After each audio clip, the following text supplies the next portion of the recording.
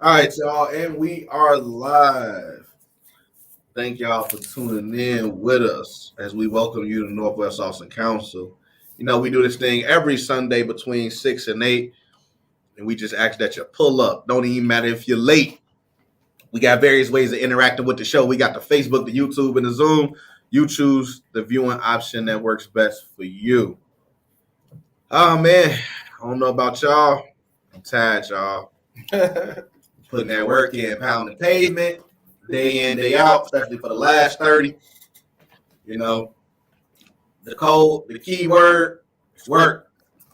You cannot doing it the skimp out old-fashioned way. on your work. The old-fashioned way. What I come to find out is people actually enjoy when you go door to door. They've been actually very happy to see me. In fact, some of the older people have actually smiled that I was at the door and I had my little spiel ready to go because, again, they ain't seen nobody, they said, this election season. So I've had a good time, but my feet hurt, and I'm looking forward to Tuesday. And I think with all the work we done put in, we should get back exactly what we deserve. And that's the dub. I'm looking forward to that. But before we get into all of that, I always pass it over and I say, what you got going on, Steve? Okay, all right. Almost close to the last weekend of this. This is the last weekend of the month. Yeah, it is. It is the last weekend of the month. We're already going to the first quarter of the year. Yep. Third month of the year and the first quarter going into it. And it's been a very fast, but somewhat slow 3 months with all this election stuff going on. But nevertheless, we're going to make our way through it. We're going to come together, and hopefully we will be victorious as a community. Mm-hmm. Today, we hope to speak on a bunch of different topics, spanning from mental health, Black history, as we conclude Black History Month this month, along with some of issues that come around policing and the youth and being a good neighbor. What does it mean to be a good neighbor? Yeah. You got to join the Good Neighbor campaign. Yeah, right. Good luck at that. Being a good neighbor means being a good neighbor campaign. Yeah, right. Yeah, I hope they got they got the recipe for that. I ain't seen it work quite like that yet. But yeah. But all in all, that's part of what's going on. And then I also want to mention that there will be a good friend of mine who passed away last week, and there will be a funeral for him, Eugene Peterson. I've known him for over 45 years, and he and his family, are in my prayers. All these people are like family to me, the Peterson family, that is. And Eugene will be laid to rest next Saturday. I have the details somewhere, which I'll probably look at later. But you know what? Today, that you speak on that, today, Tamika came out to help me. Tamika is a part of my team, and I didn't realize she was dealing with something until you mentioned it. And so, she was out with us today, and she was just saying, like, she hadn't gone anywhere since the situation happened. Right. And she was just happy to get out the house for a little bit of time. But she was also, I didn't realize, dealing with sickle cell. And she has to take medicine and stuff for it. So she talked about going back home and just laying down. She's like, man. Yeah. So definitely want to keep her in the blessings and prayers as well. Absolutely. As she deals with the loss of her, I believe it's a nephew. Yeah. It's a nephew. Man. Yeah. But, people grieve in many different ways and different times and at different lengths of time. Yeah, that's for sure. So we have to kind of understand that you can go over it and over it and over it in your head, but it's just the individual, how they deal with it in their own head, how they deal with it in life. Yeah, man. Yeah. I wanted to do, you talked about mental health being one of the topics. So, like, I'm a advocate for therapy. I'm in therapy right now. Two kinds. One personally, and then one for my relationship. And we actually got a check-in session next month. Because as we continue to try to build a better relationship, and now with the family having a baby, I think it's important to be able to have that conversation with somebody that's outside the relationship, that's actually trained as a specialist to help you deal with life circumstances, because it comes at you fast, but they, trained to help you unpack some of that stuff. But at the same time, I'm wondering, when in death, do we search for those people? Do we utilize those services as we need to? Because sometimes, in death, like, there's nothing you can do to replace that person, other than maybe talking about the good times that you had with them, and reflecting on, the fond memories.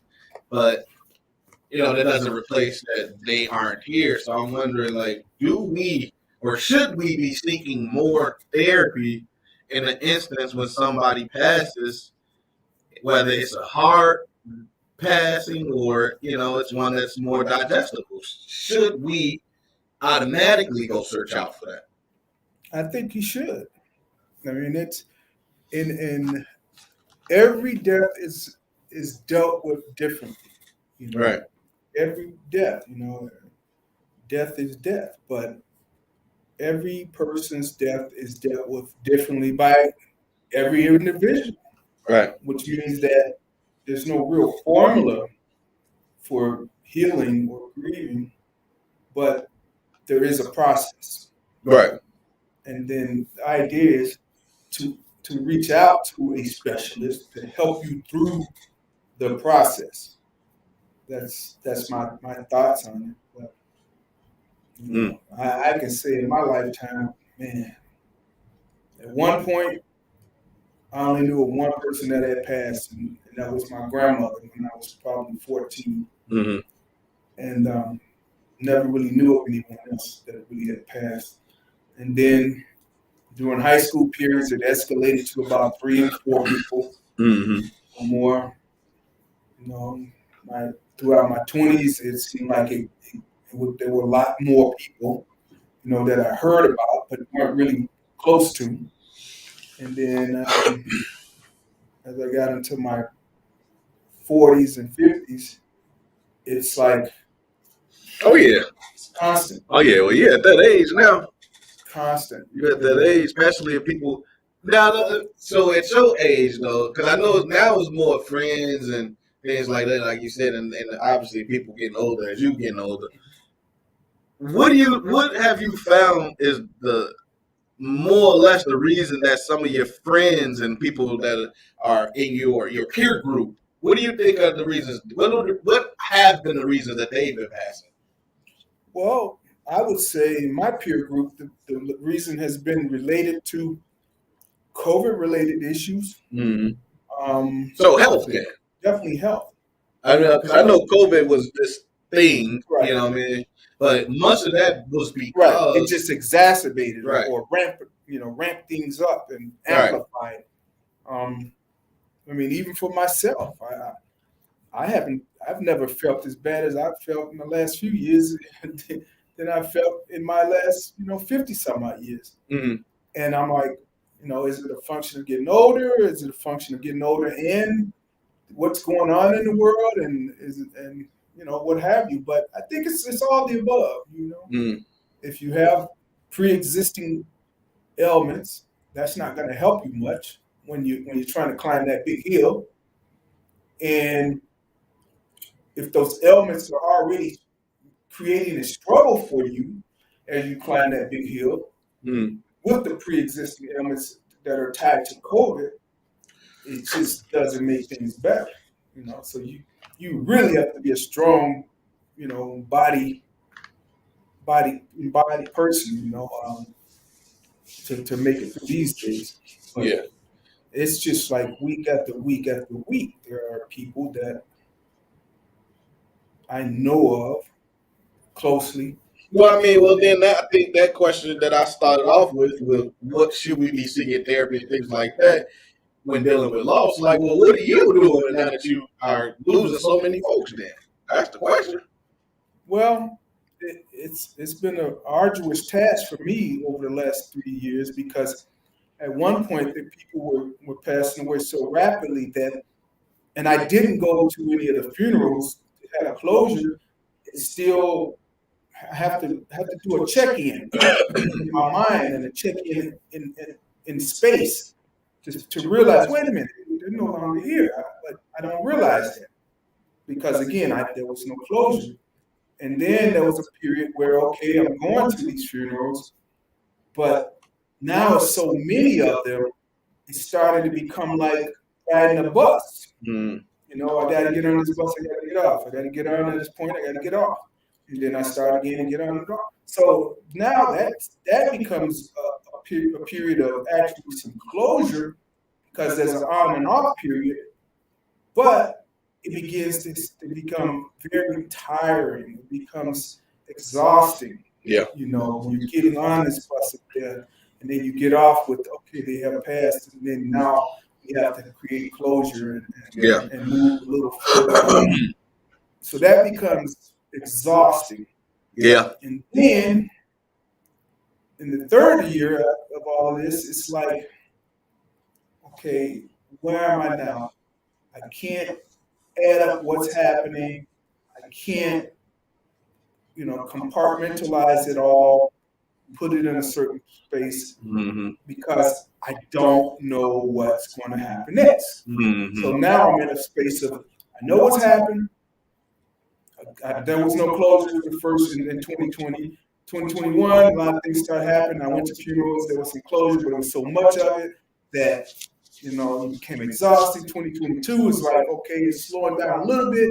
Things are kind of moving at a pace where you don't expect it anymore because you think it's going to become normal. Where you don't have all these deaths and things. And now you're just kind of like in no man's land. What's next? What's next? And that's where I'm at. And that's a lot, man. It's a lot for a mind to deal with. Oh, yeah. And you're right. You do need some type of therapy or help to help you push things through properly. So I think we were saying like, go ahead, gang. For sure. This whole day So, with that, I've lost a good piece or two, and sometimes my day, it might get hit, you know what I'm saying? But I don't play on one of those anybody, I play on going to. What? I feel like certain things you don't need closure. If you know they died, they died. Like my uncle, he died. My uncle was a really good guy, really funny. I'm talking about he was a funny ball of the family. When you go around Uncle Muffy, he gonna get some funny stories. And when he died, the funny ball of the family died. And so how he died was he had smoked PCP and on Lake and Lockwood, one of the buildings, right off Lake, on the corner of Lockwood. He jumped out the window. Yeah. And he was about 260 pounds. So when he died out the window, his head cracked open. Like a lot of my family members see our uncle in one of the most disorganized ways possible. Like we see his head and his eyes pop out of his head. And sometimes, funerals, they get worse. I funeral, so I got the last memory of when I was with those people. And honestly, that helps me get through life. That helps me cope. I don't want to go to a funeral. I don't want to see my cousins, my aunties, my nephews, and grandmothers and brothers and sisters crying as well. I just don't attend funerals. So, that and I'm going people of COVID as well. And, I think really we traumatize ourselves with funerals and funeral arrangements and all of these things. And it's like, it's so much easier when someone passes away.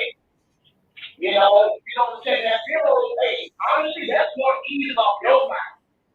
You know what I'm saying? When you feed somebody, you don't support this person and go to the funeral and support this. That's all that's cool, but that's too much death on your mind. You know what I'm saying? You don't have to attend every funeral if you don't want to. Stay home. You know that person died. Well, I mean, whoever in the casket ain't the person you knew. That's, whoever in that casket is not the person you knew. The person you knew died right the way he died. The mom who died late food. He didn't die anymore. You know what I'm saying? So, I mean, everybody got any deal with death. And me, I think talking to people is therapy. Not just going to a therapist, but just talking to people. Because when I went through a situation with my fiance, she basically like kind of died. She cheated and she hit her little bit ain't player. Honestly, talking to people is very therapy. So I don't really believe in therapy, but I do believe in people talking to each other, getting that out of your soul, you know what I'm saying? Things of that nature. So I want to feel y'all. So you're saying just having somebody have an ear for you, huh? Just having somebody to talk to is like the best thing, you know what I'm saying? You know what I'm saying? Because a therapist,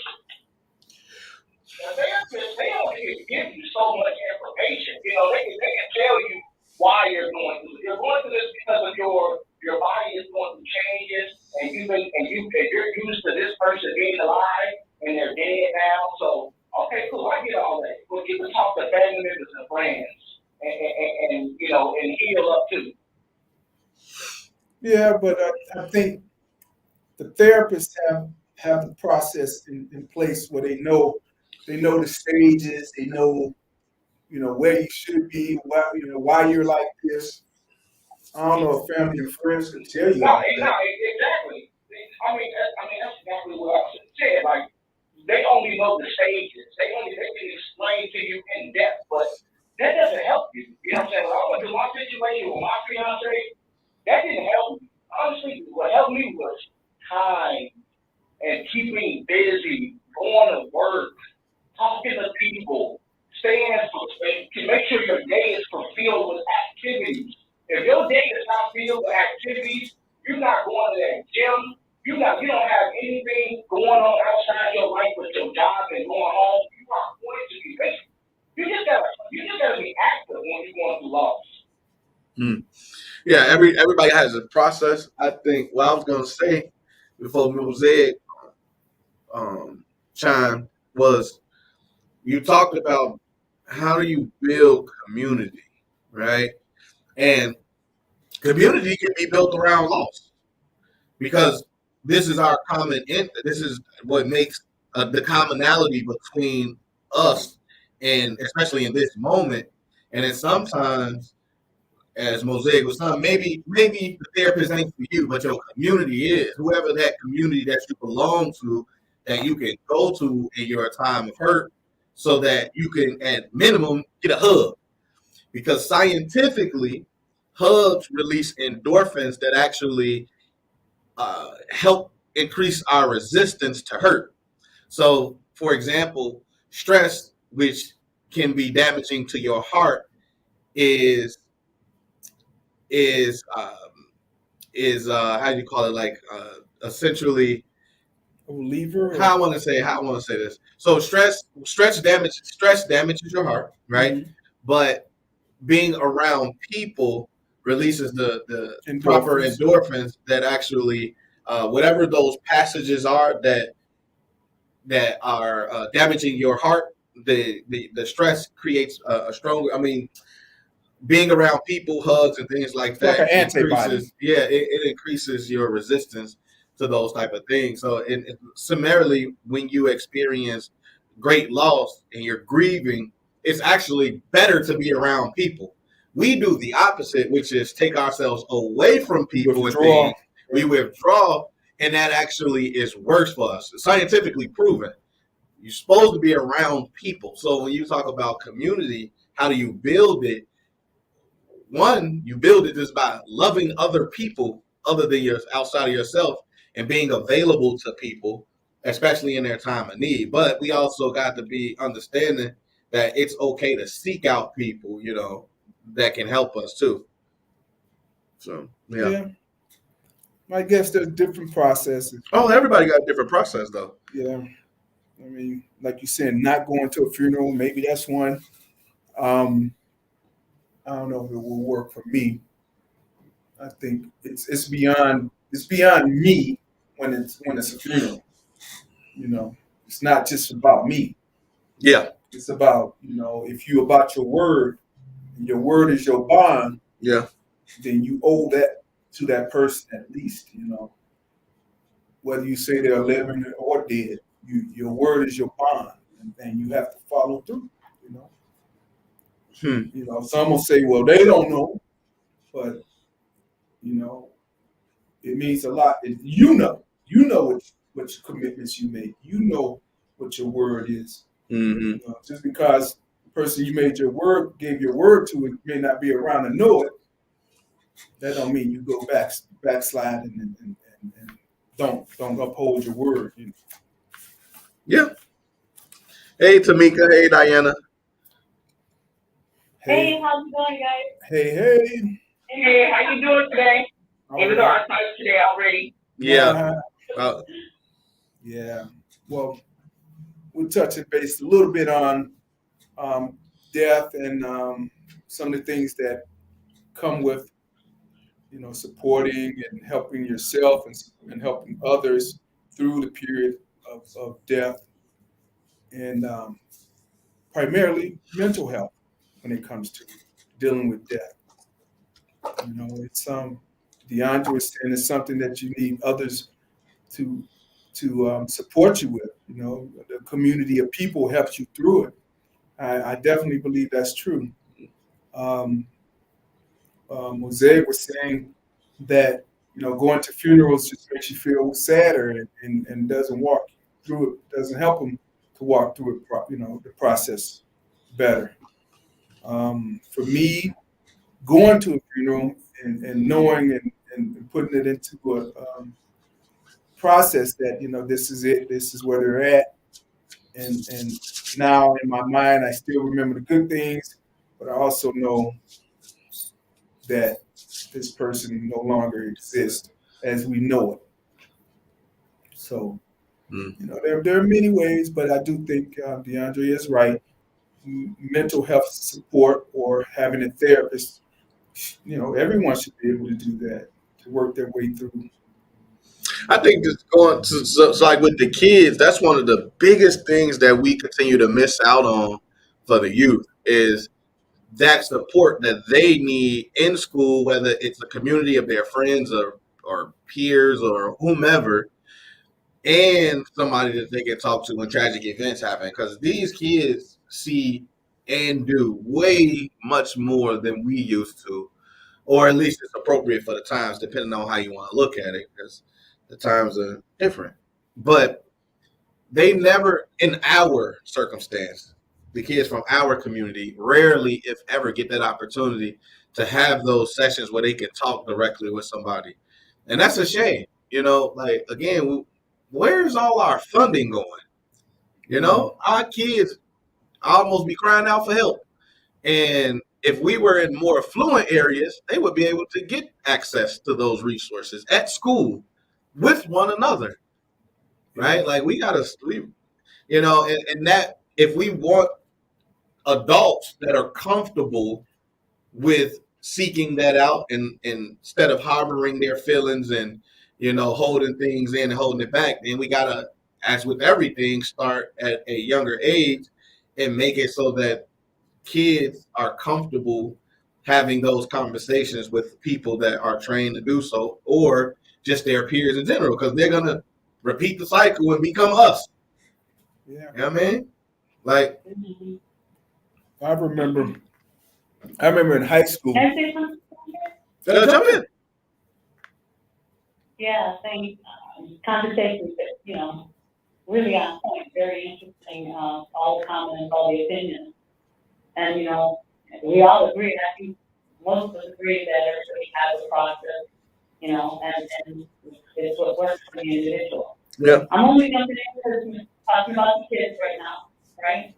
And I think your last sentence was, we don't want those kids to turn into us. And I'm a prime candidate, I'm very old school. Things happen, you just dealt with it, in your own way. And, you put it behind you, you move forward. But that leaves a lot of baggage unresolved. Mm-hmm. And so, we can talk it out through life and go our way. That still works. It's very old school, but mental health is a big highlighted issue now, and rightly so. So, getting to the point, we don't want our kids to turn out to have to do it out, right? If they can get some help to go through the grieving process of a terrible loss, I'm the first one to say, let's do it for them. So just keep that in mind, a lot of the time, kids are going through something, maybe they're around family, right? Because unless you have children in school, or unless you work in school, you really, you can't be there to try to help with them, right? Or minister to them. But I think we all have to remember, our youth aren't resources. And so instead of just like saying, well, it's good to ask where the money is going. That's a great question. It's good to investigate and hold people accountable. That's all in line, right? But in the meantime, people are suffering. I just would like to say, well, people when you see that, even if you know the kid or you don't know the kid, try to do something to help that young person, even if it's only take them to the local church, close to them. Because pastors and ministers and reverends and priests are all very well equipped to talk about those things, and some help or the available help is something that we got to start using. Because we're standing here going, well, the church is there. We should talk to ministers, but, I'm not religious. Or whatever the religion is, right? And that's okay. But that's where we stop. It's like, okay, well, what resource do you have for someone who's hurting? Oh, we don't got nothing else. Well, then, take it to the church, because that person is hurting. They're hurting emotionally, inside. And they need help. And if you're not going to be there to minister to them, or you're not capable of helping them, take them to someplace that is available. Mm-hmm. And sometimes that's just the local church. And that's what we got. And I go to church. I don't have a problem with taking something to church. But some of us, we want that to be the only place we don't go. We'll go there if we need some food, but we need emotional support. And it's just, we're cheating ourselves. That's what I'm trying to say. Well, some of the most wicked people are in church. So everybody in church is a sinner, and they know it. Wait, hold on. Wait a minute. I ain't talking about that. I'm not talking about everybody sin. Yeah, everybody starts to pick it up. That's a given. But what I'm saying is, come on, man, people in the church, come on, listen, the best thing somebody in church can do for you is everybody come and give you a hug. And if you lose something, that's what the church can do. And if you can't walk in love, Hold on. Jesus always up there. You feel me? Whatever. I think that can really help everybody get in the head and talk to who understand, what. Ain't no preacher tell you. There are the words of preacher can tell you to prove somebody. That's what you tell you. I think that just like every person, for some people, no word. I'm gonna be honest, no word from any human being is gonna ever ease the pain of someone of child movement and mother, or anyone who's close to them. There's no word. That humans don't have that capacity. Right. All we can do is offer compassion and ear and a hug, yeah, but it's not the word. It's not the words of the man who's supposed to make the difference, right? I remember we just lost somebody really big in our community. Somebody who was a real value to us. And when the pastor came to talk, you know what he said? He said, I just want to remind you, because I don't have the word. I just, want to remind everybody of the scripture that God says, God is near to the brokenhearted. And that's all we have for us. God is near to the brokenhearted. And for some of us, that's been quite a bit. Some of us aren't. What does that mean to you?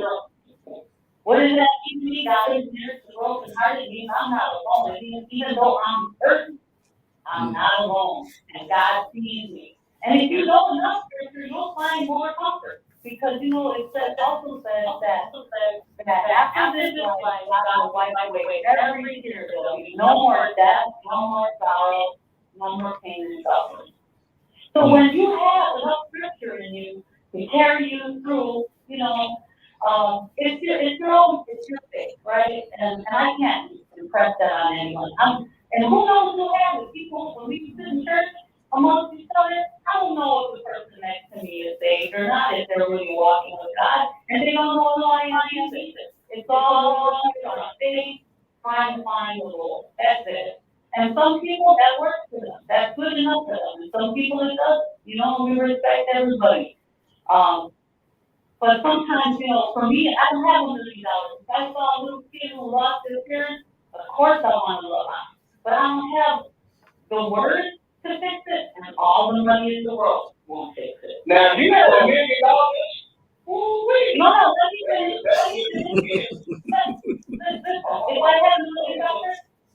If I had $1 million, of course I'd be serious. I'd be the first one to hear what does this child need, what does that family need. How much you know what?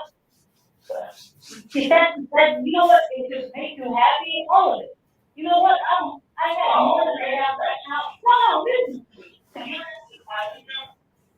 Wait, what happened? I had pretty life before than I have now. And you know what? I'm at a point in my life where what I have materially doesn't matter to me.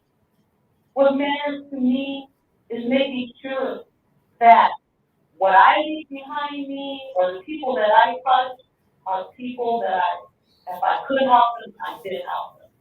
It doesn't matter. Not everybody's there. And it took an accident, it took me to lose all my vision and sit down for 2 years and deal with that. Just my own conscience, let's put it that way. And that'll be the first. But I'm just trying to say to you, there are some knowledge like that. Money and fire, we're not dealing with. And you got it in you too, Steve got it, every one of us has it. What are we doing with it? I don't know. I know what I'm doing with mine. But if you feel like nobody has the answer and all we want to do is find out where the problem is, but not address it, then we're not helping anyone. And I know we all got the heart to help somebody because we're here talking about it, So if church don't work for you, hey, I respect that entirely. I'm just telling you one of the things that I can't, I'm not here to convince anybody. But all I say is utilize what you have. And yes, are there wicked people in church every day? There's wicked people in your house. And in my house too. It goes from fluctuating between good people to being, very, very greedy and self-centered. So, I mean, that's every one of us. We fluctuate between those two extremes. Sometimes we can be very wonderful and caring, and sometimes we can be very selfish and mean.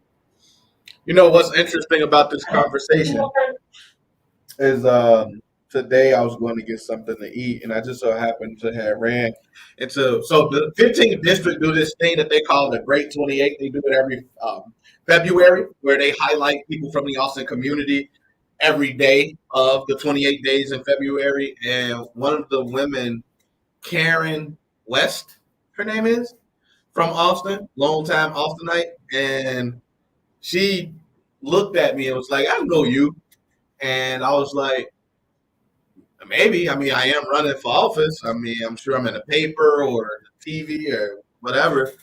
And she was like, "Nah, you went to Hal," which I did graduate from Hal. And I was like, "Yeah, you know my kids, da da da."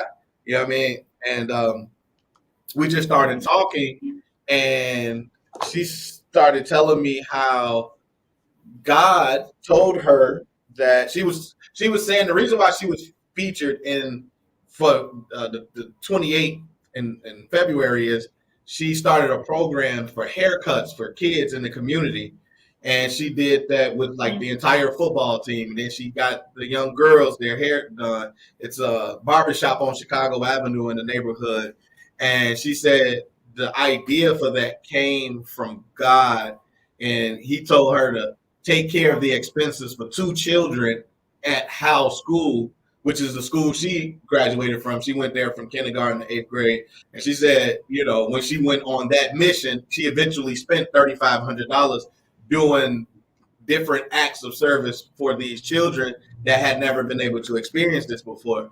And I bring that up because what Diana was saying, and being able to have it and just doing it because essentially you'd be compelled by God. It just resonated because that's the story I was just told literally while I was picking up food on the way here, is that a woman did something for the youth in the community, and she was ordered to do so. And she was just, talking about the fact that when you do what God asks you to do, things get multiplied for you. And now she works for CPS. She didn't work for CPS at this time, but now she does. And, she just said, getting letters from students, with their misspellings and grammatically incorrect writings, like it's some of the best things. And then I was able to attest to that because, as a substitute for those 2 years that I was at Austin High School, like I got letters from the kids still, one of which was like, "Man, Mr. Rudis, you the coolest teacher we got, man, because you let us play music in class, And that type of stuff, man, it stick with you, man. Kids, man. Anyway, I just brought that up, man, because that's kind of what I was talking about, and that lady brought that up today while I was getting food. So, yeah, kids, That's a man. beautiful story. Yeah, kids, man. Oh yeah. Yeah, we could all do it for them. We could all do one little act of kindness for the kids, My daughter one day told me, "What do you expect me to do, Mom?" When she was going on about, she didn't understand, Yeah. I don't understand. Why you going to, I don't understand why you think you got to go on a trip, on a mission trip. I don't understand, and I said, "You see the kids, we live right here on the block. Alex, you don't have to walk to the end of the block before you can find a kid who needs something right here on our block." Yeah. Oh, maybe it's just, look at them and say, "I see you, how are you today? Hey, you got a cute little ribbon you have in your hair or something, some act of just sweetness and generosity to the child, they're out there begging for it. You know why? Because their parents are working day and night. Or they're single parents, their moms, hustling, trying to get food on the table or keep a roof over their head. Or busy doing something, taking care of 4 other kids, and these kids need that, man. And I hear everybody complaining about the kids, the teens, just on another discussion and told them, why are you jumping after the teens? All these teens are all trouble, this and that. You want to throw them in jail right away, Why don't you talk to them when they're a kid, when they're a little kid on their tricycle or playing with chalk on the sidewalk? That's your next door neighbor. Talk to that kid while you're growing up because that kid is going to be 13, 14, and 15. Let them come and knock on your door and ask you if you want your lawn mowed rather than sneak up on you at night or when you're not home, robbing your house. Yeah. The kid that knows you isn't going to be the kid that does that. The kid that knows nothing but kind words and, gentleness from you, he's not going to do that to you. Yeah, really. I think kids are. I know some killers. When I know killers, they were kids. And they were killed. Don't let that. I have them. Hold on. You can tell a kid, anything you want. That's gonna go out the window. I'm a killer. That's why it don't work. Well, that's part of. But that's part of why we're in the situation we're at now. And you know how I treat them? You know how I treat the ones that are killers? Like they're my family, because you know what? I got killers in my family too. That served their time. Some of them have served their time. Some of them are long gone because when you live like that, Yeah. die like that. Yeah. And I have family in the grave. But does that mean I'm not that I gotta throw away all good outlooks on life and all hope and potential for everybody I encounter and say you're all a bunch of losers and you're gonna die anyway? Shit, I had my kids tell me when they heard their teachers talking in high school. My daughter told me, the teacher said, why bother to educate? They're all gonna end up pregnant or dead anyway. They still talking like that? I lost my mind. No, I'm not gonna throw away my. Believe me, I'm breaking my optimistic attitude together because it's pretty sparse out there. I know that. I'm not living in La La Land. But I also know that I'm not prepared to give up the ghost. I'm not just gonna throw in the towel. I'm not gonna say, cry, uncle, you win, fuck it. Run over me and my neighbor. It's not gonna happen. I'm going down with that. Right. I might be kind, but I also am not stupid. And I'm not going like that. Case by case. Going out without a fight. Do it case by case. But you know what? I was sitting there thinking, children have been subjected to harsher situations and more harsh situations over the decades. And the reason I say that because I think about when I was in high school, there were at least 2 people that I knew that were shot and killed. And the news reporter came to our high school and he interviewed some of the students coming out. At the time, I think it was Bob Penny from Channel, I don't know, he's Channel 7 or 2 or something. But he interviewed some of the students and they talked about their feelings on the news and how they knew the guy. And I knew him. He was in my class. I was kind of cool with the guy. But there was never anything like a counselor or anything that ever mentioned. Right. It was like, we didn't even know anything about, they come and do counseling because he was actually kidnapped and murdered. And he was out there. He was a gangbanging guy, but situations that was behind it wasn't even based around gangbanging. And I think throughout the years, kids are seeing more and more, doing more and more, and the circumstances are horrific. Yeah. The circumstances have gotten a lot more dangerous, a lot more horrifying, and something's not connected anymore. There's a big disconnect. I remember 15, 18 years ago, 20 years ago, we were at NNC. We had a meeting on a Saturday. Shots rang out. Organizers were there. The organizers went out to locate what happened. They said all they saw were people running towards the sound. It's like people running towards the bullets, the sounds of the bullets. So then they see the guy laid out by a bicycle, shot in the head. And I thought that was the strangest thing for the new millennium, where people would run towards gunfight. Used to be we would run away. I don't know what's going on now. Nowadays they gonna stand with the camera. Yeah. So so it went from run away, run towards, not stand still, and video, huh? Yeah. It's I mean, you know, hey, that's a lot of views to be made off of this stuff, though. You know. You know, but I will say black people. I can only speak to black people, but black people knows the hell. It ain't just that. My grandma knows. My grandma be looking out the window at everything that go on. It ain't just somebody running with a camera. Black people just, with one, we know, two, we are conditioned to danger. Let a white person hear a gunshot. They really don't run away from it. Oh my God. Oh my God, what's going on? But us black, we so conditioned and we so nosy, we want to see what's going on. I think that's what we're doing. That's what we're doing. We just want to see. We want to see who laid out. We want to see whose brains occurred. We do want to see those things.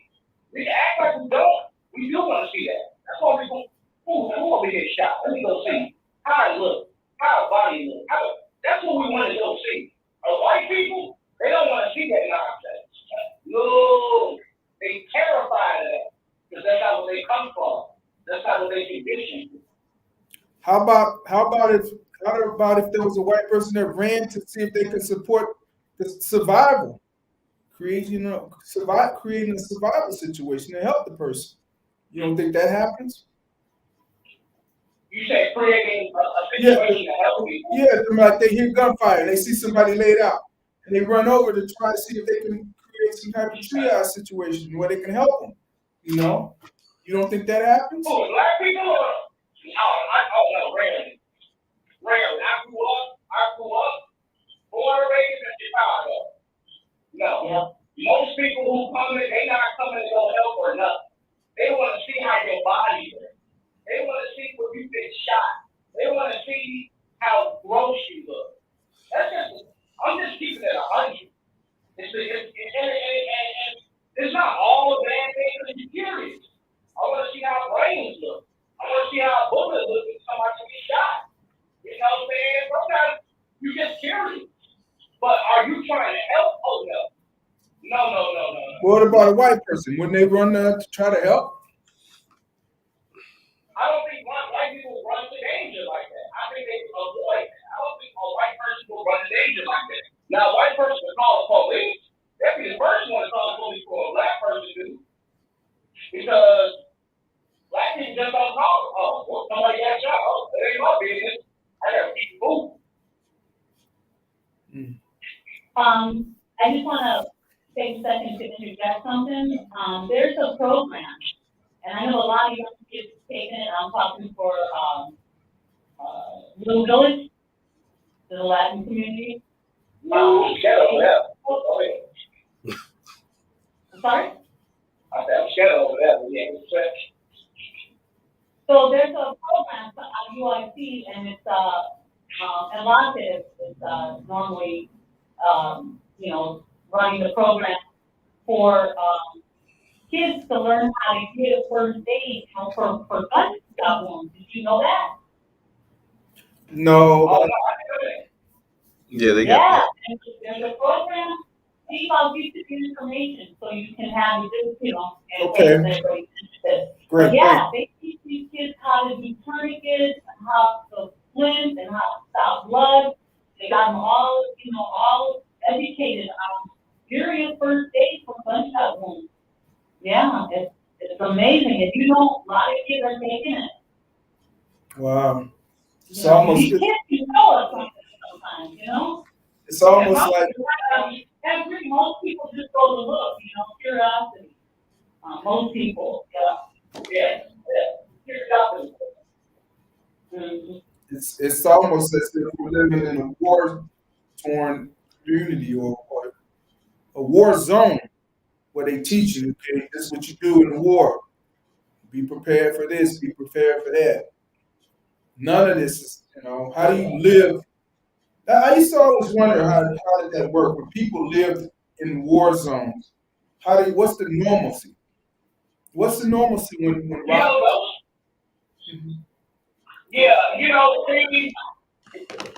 I went to a lot of interviews. I grew up in the North Side, so I had a lot of volunteering experience. And you know what? They become, just like we do, they become numb to. And they don't know that we have PTSD. You know what I'm saying? Like, I went up to Arkansas to my brother. My brother, he's a white guy. And I heard a bang, bang. And I'm the only one that ducked. Yep. You know what I'm saying? I'm the only one. And it's like, I won't moan. They just getting flinched. But I'm like, where I'm from, you ducking that house. You know what I'm saying? It just becomes normal. And, you live through a free heart. I think people who, like us, or people in Afghanistan or different countries, they say Iranians and Iraqians and Afghanistanians, they are so free-hearted and they party real hard because you never know when you can die. You know what I'm saying? There's so much going on. And I think a lot of blacks and Hispanics are free-hearted and a little bit on the wild side because you never know when your time is up. You know what I'm saying? I think it's important to remember too. When they want people to learn how to do, they're teaching kids how to do splints and put on tourniquets. It's also a way of getting them to accept and even to embrace the idea of this so-called war, this violence in their community, and it's a way to so they don't challenge the war itself, so that their criticisms are minimal. They don't challenge any of the fundamentals. Sort of like they have these shooter drills in school, which are ridiculously stupid, and which allow the larger the debate on whether there should be assault weapons freely available to every person, including the mentally ill, to be avoided. So I think it's important when we talk about, especially when we talk about violence and emotional subjects, for sure, that we remember that there's other things going on at work, and there's a lot of people who would like to obscure the real issues for very practical reasons, because they don't want the fundamentals of the society challenged. I think that I'll say this. I agree that it's sad that we have to have these, but the active shooter drills, along with the top of leads, have now been incorporated with your typical CPR and ADP training because of the number of mass shootings have increased. My daughter's in California school. She hasn't had active shooter. They have stopped the lead. I've told her to encourage her school to do the active shooter because if you look, people who are familiar with active shooter, their survival rates are, they teach you the fight or flight or one in different ways to protect yourself because these things are out here. Guns are out here. It's happening. And I would prefer my kids to be, I pray God, and never end up because them, I'm not. But you want them to be prepared. You want them to know the fight or flight. Because when adrenaline comes, you lose cognitive skills and you do dumb stuff. We pray these things on them, but if somebody right next to you bleeding out, you now know how to save their life. You got to build, you know how to think that the legal tourniquet. So, I think it's necessary. I like that they're doing this. You have to have this mandatory for us. I mean, that's just preparation in general, though. I think similarly, we need to be prepping ourselves and drilling ourselves in case we have a fire in a home. We need to prep ourselves in case that somebody tries to break in. I mean, that's just good stewardship of your home, having your people prepared in case of emergency. One of the things that we actually can do in the community, which a lot of people actually don't do, is I think it's called CERT. um, I want to say it's community emergency response training, and that gets you prepared in case. And it's FEMA. It's given through FEMA, and they will come out and they will take you through active shooter training. They will take you through earthquake training, hurricane, any other like natural disasters that can happen that we should really be prepared for. Mhm. I mean, it's better to be prepared for it than not. You know what I mean? Right. And it's free. You know, we'll pay for insurance and nothing happens. You know, so it's like there's no reason not to get prepared for some of those things. Yeah, you right there. They even teach you like how many gallons of water you can have, what type of food you can have. They can even because if we pay attention to what's going on around the world and don't think that we should probably be like, okay, now if this happened here, we might want to be prepared. Not be over like what do you call it? Be too nervous or whatever. Because again, what for that? But you don't want to be prepared. God gives us knowledge. Yeah, the difference there is that earthquakes and fires that affects other countries and affects them of individual nature, whereas gun violence affects the United States 100 times more than any other country. Every other country in the world can solve the problem. Why is it that we can't solve our problems except by these ridiculous, school drills? The fact is, other countries don't need to have these school drills because they're able to solve their gun violence problems. Only the United States can't. Well, you know what? To be honest, but you gotta look at it like this, though, church. Look at every country that doesn't have the problem we have, right? Now, they can say that you have to. I'm not gonna say that. But, bro, their government is president and they can't have guns. You feel me? Not Europe. No, wrong. Canada has banned and the assault rifle. Good. And yes, no, not good. Guess what? They increased the night tax now. Go to London, go to the UK. They have just as many night tags as we have students. It's really the stuff that we're watching. But you're not gonna have a mass stabbing where the guy went through the whole school and stabbed 38 students before they got, it just doesn't happen. You might not have that, but you might have another situation where you got 5 kids running out of school and they just run well. They just have them. So that's not an issue. They're like, I love my gun. I love my gun. I thought my mother I was old enough to AK-47 when she was 8 years old. Right. Well, that's one reason why it's a problem that's particularly to the United States. That's the cultural reason. I mean, we have a culture that's not true. But all I'm saying is that the problem that we have with violence, the worst problems that they have all around the world. Only it's a specifically American problem, and we can't solve it. Okay, I think we can all agree that we can all agree that there's a definite problem with guns. And American is cheeseburgers. Educated enough to know that why there's nothing happening on that. It's called lobbying. We just shoot neighbors. You're right. Don't see that. But listen, white kids in the suburbs. But black people shoot their whole neighborhood up though, We just had a mass shooting in Garfield Park. Hang on, one at a time. I'll step back. Who wants to speak? No, I was saying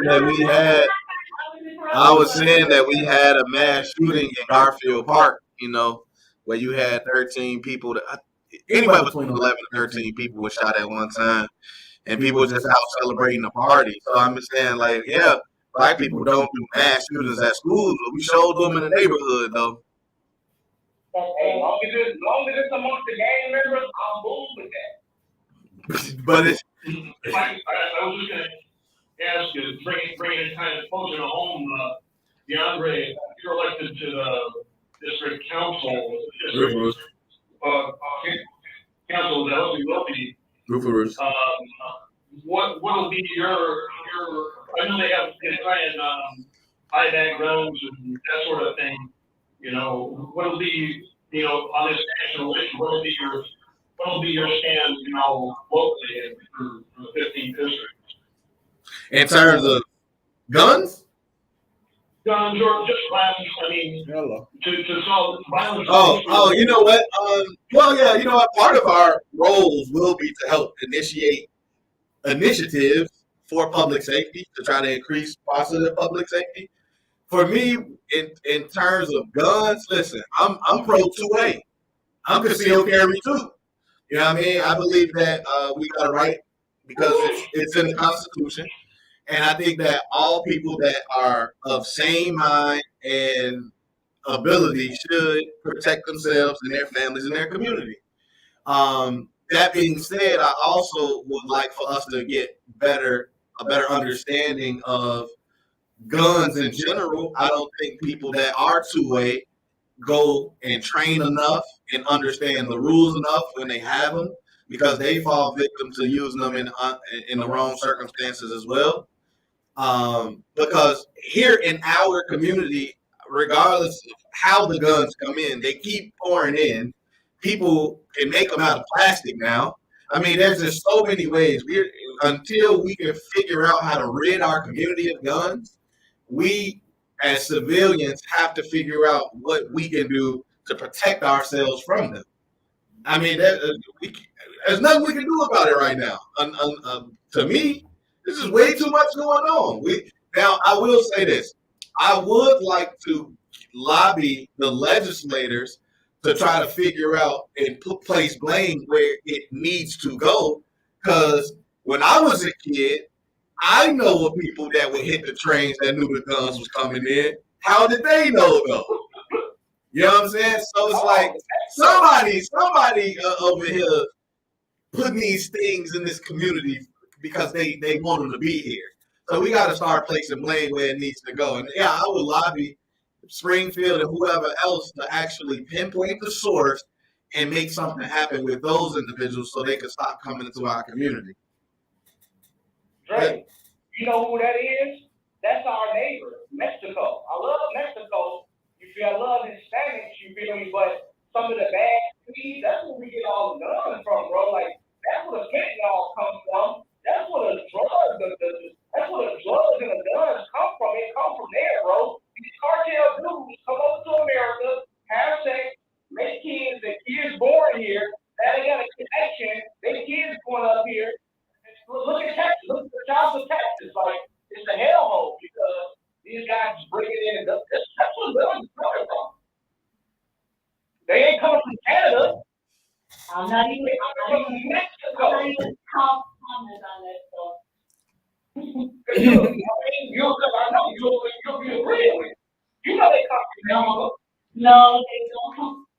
I'll tell you, I know, but they got a lot of them AK-47. you're gonna let me know. Go ahead. Thank you. I appreciate that. So guns are coming in from everywhere, right? They're not just coming in from Mexico. But I'm going to tell you something. More people get arrested, and some of them are in the military for selling guns. Yeah, that's a fact. That's a fact. I can pull that article up right now. That's a big That's a fact. the problem. Sometimes I think Mexico should build a wall to keep up with the house. Sorry for my language. But no, we're no angels. We're no angels. And guns are coming from all these things. But I'll take it, we do bring it up, fentanyl is coming in from not only Mexico, from China, New York port. They can't even begin to find out the fentanyl that's coming in from overseas just then. So yeah, we got that was separation all that for a minute, but because we're all do that. So how do we save ourselves from all this disaster that's all around us? That's an interesting. And I just want to say the reasoning part of me says, I know I sound like I'm talking like grade school stuff, little kindergarten stuff, talk to the kids when they're growing up next story to you, you know? Talk, get to know, you don't have to go out and learn, talk to the teenagers who are children. You don't have to look for them to talk to. But, if you feel safer talking to kids who are teachers who are not children, okay, talk to them, reach out to them. Do think about the different kinds of drills that FEMA drills, when you give a person an education on something, you equip them. And it's just an education on how to say, what to do when your house is on fire or your building is on fire, what to do in case, there's a blizzard and you're snowed in, or, all these exact scenarios. Every time you teach a person, a family, a kid, what to do in those circumstances, you educate them and you empower them. And so the next time they hear about, hey, you should learn how to do this because it will save your life. They're more inclined to say, well, yeah, I know what to do if there's fire. I know what to do if there's, a natural disaster around me. Maybe I should go learn what to do in case there's someone, shot and bleeding. And when they deal with that, in their mind, they're dealing with the situation, they're facing reality. This is possible. This is the reality. It could happen around me or to me. Right away, what I'm saying in my mind, I better be careful. I know what I'm doing. Stay away from the places where there's trouble. Make good decisions. When you start educating a person on something, massive progress is going to say, learn something else and it can help you. Learn something else and it can help you. You're educating and empowering them. You're pulling them out of that flow that's destined toward, mayhem, if you will. And that's how we may not be able to get the government to get rid of the damn guns, but that's how we get less kids getting involved with guns. Because it's the kids who are hijacking the car and shooting each other off and innocent bystanders.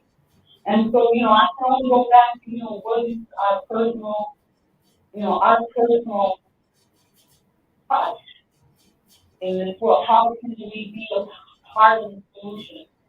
Because it's easier for us to sit here and go on about the disasters of the stuff because none of us are lying. We're all telling the truth about this.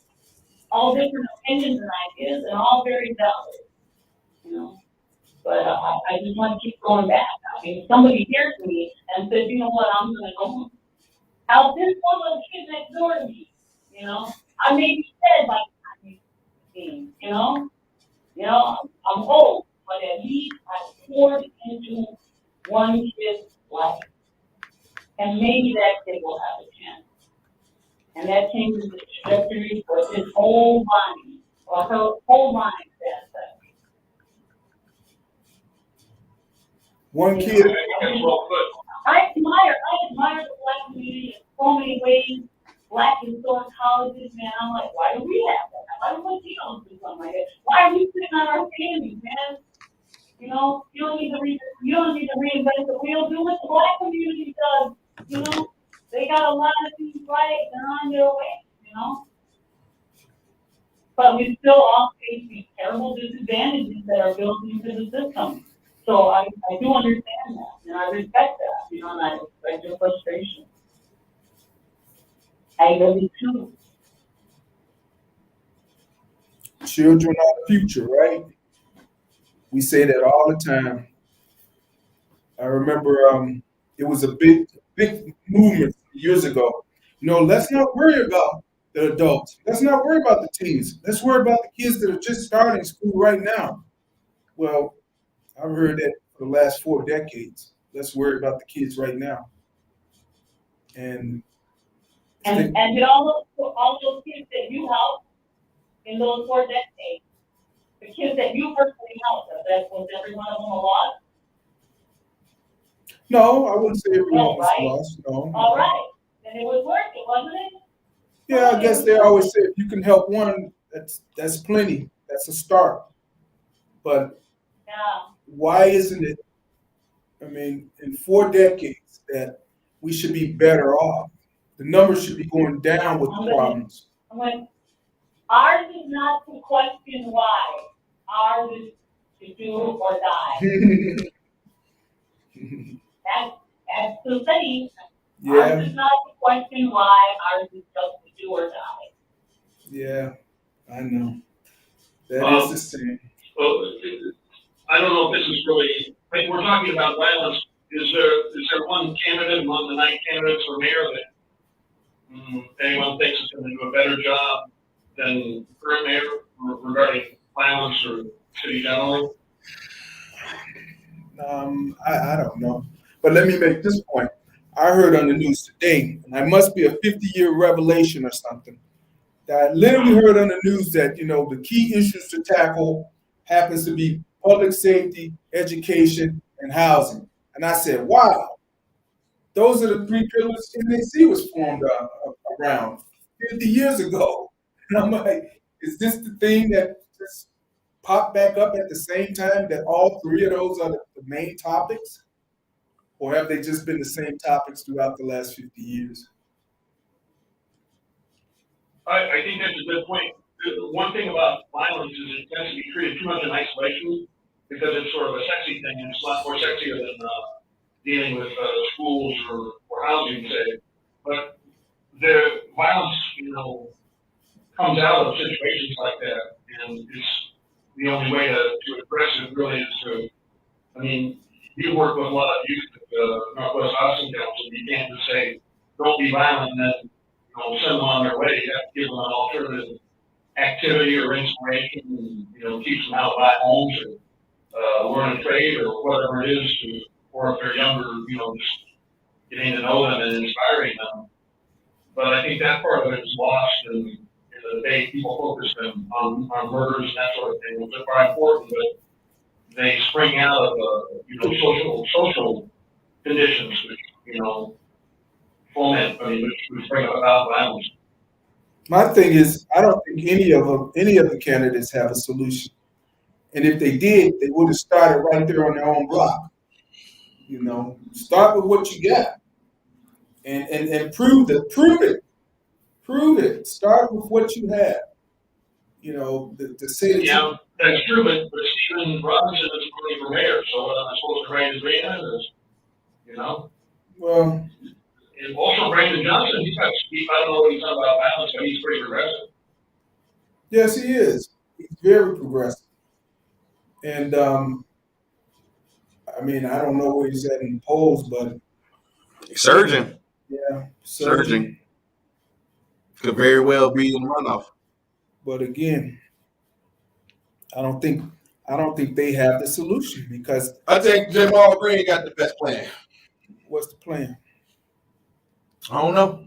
But I think he got the best one though. We need to get out the way and let Jake Maul get that, man. Why hasn't he executed? Well, that's that's the problem with everybody though, right? Because every time you run for office, somebody will say something to that vein, and you're like, what? Because it's like,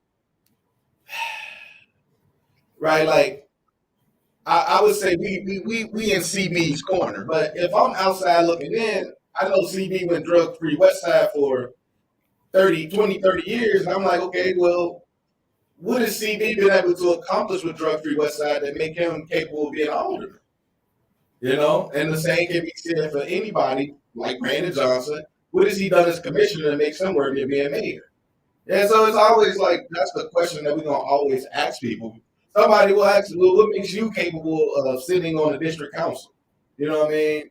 Even though you done did all of these things that built up to this point where you should be there, you still, but a person like J. Marl Green, the reason I bring him up is because he has the idea of, reallocating resources. Like a lot of people, it's not defunding, it's just reallocating them, put them to the children where they need to be. He was one of the ones that's talking about putting those services into the youth where when they experience traumatic episodes, they can have social workers and things like that in place. I think Brandon Johnson is along the same vein too. He has the treatment not trauma plan as well. But to a lesser degree, it's just like, to me, violence is almost relative because throughout the entirety of this country, violence is up everywhere, especially as it relates to hijacking because of or vehicular hijacking and car theft because of the whole Kia challenge. You know what I'm saying? So it's just like we can't even just focus on what's going on with this mayor in this city because it's happening in hundredfold all across the country. So who has a plan for it? Because ain't nobody solved it yet, except the car manufacturer. Now Kia is about to update their software where it makes it less where you can't no longer use the USB. Difficult. Yeah, but you know what I'm saying. So I'm almost like, and I think that's the knock on Lori is the crime part. But if we take it in the vacuum and look at the country as a whole, crime is up everywhere. Right. That's the only thing. Right. And I think the only way you're gonna get the crime down is to make it everybody's business. And when you make it everybody's business, everyone pitches in, and everyone is concerned, and everyone takes care of it, and everyone supports anti-violence initiatives, right, and come together. You're gonna have those few that's gonna do what they do, but they're gonna slowly diminish. You know, it's hard being on an island by yourself. Yeah. Even if you're the one with the biggest gun. Yeah. After a while, you're gonna need something to eat. Mm-hmm. Being on that island, and the gun ain't gonna be able to get it for you. You know, you're gonna run out or whatever bullets or whatever you got. But at the end of the day, crime has to be everybody's business, and we need to be concerned. I was talking to someone just recently. I said, sometimes people are so involved with their own lives, they don't understand that things are going around and by them that affect them. And all it takes in some instance or cases would be to put 2 to 3 hours in. Involve yourself 2 to 3 hours to help. Whatever the help may be, giving the direction. Involve yourself with it. Most of the times, we just want the help by saying, can you listen? Can you listen and pass the word? But, people don't function. I don't have time. I got to work. I got to do this. I got to that. Yeah, really? Yeah. Yeah. But you always need something. Mm. When you need it, where were you when we asked for the help? Anyway. One thing that I'm speaking about Mayor Michael that I appreciate her administration, particularly as it relates to the area where I live in my small park, is emphasizing the Invest Southwest initiative. I read how people are talking about, well, it hasn't been as successful as it could have been, but there's a couple of projects near where I live in Pioneer Bank at Lasky and North Avenue, or the terminal at Coster and North, or the Amazon is in the Southwest. There's several on Chicago Avenue, and I think that's a very good thing for the neighborhood and for the city at large. If you come down to the neighborhood, I think I vote based on the impact that it has on my neighborhood rather than on the city as a whole. I think that's true many of a lot of people. Absolutely. I've seen changes in the last 4 years which are quite welcome, in particular related to that. So absolutely. I got to give credit for that. I mean, to the extent that you responsible. Absolutely. All politics are local. We know that, and all politics are based on interest. So interest in making it local, of course, those are going to sway you one way or another. Yeah. But back to what you were saying about C.B. Johnson. I think the thing with C.B. Johnson is that the agency that he works with is basically, it's dealt with people that are the unseen, the people that most people don't want to deal with. When you talk about drug addiction, most of the times people look at those people and say, well, they put themselves in that situation.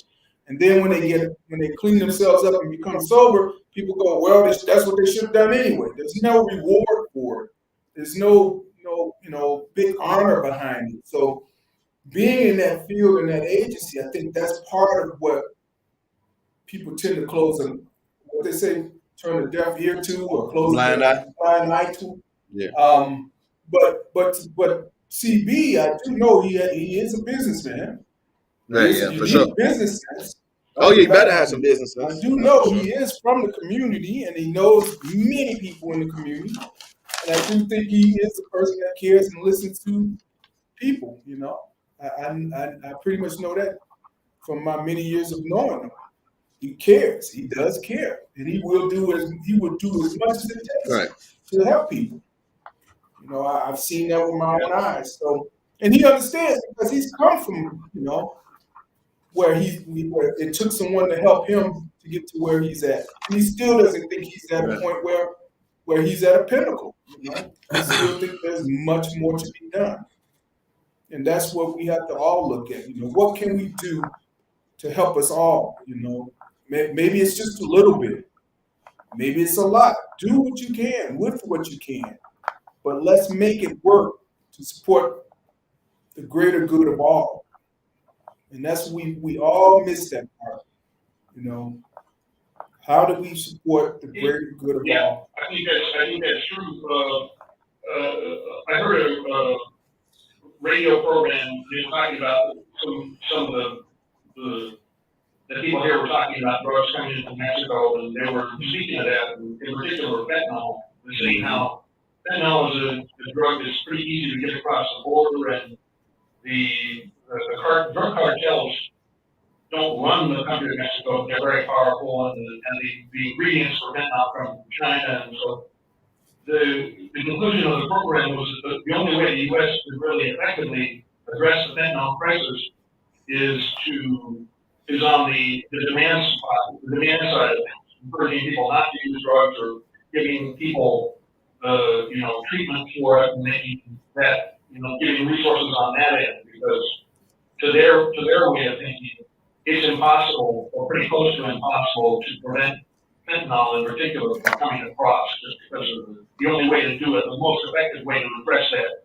would be through drug counseling and treating people that way. And I think that's one way to address that argument, because they were saying also that the political environment in this country is such that even if people rationally understand that, there's still going to demand a response on the border. They have to be a show of force just to keep public opinion happy in the U.S. And I thought that sounded true and plausible to me. But and to your point, Stephen, that I think that's what people need to do.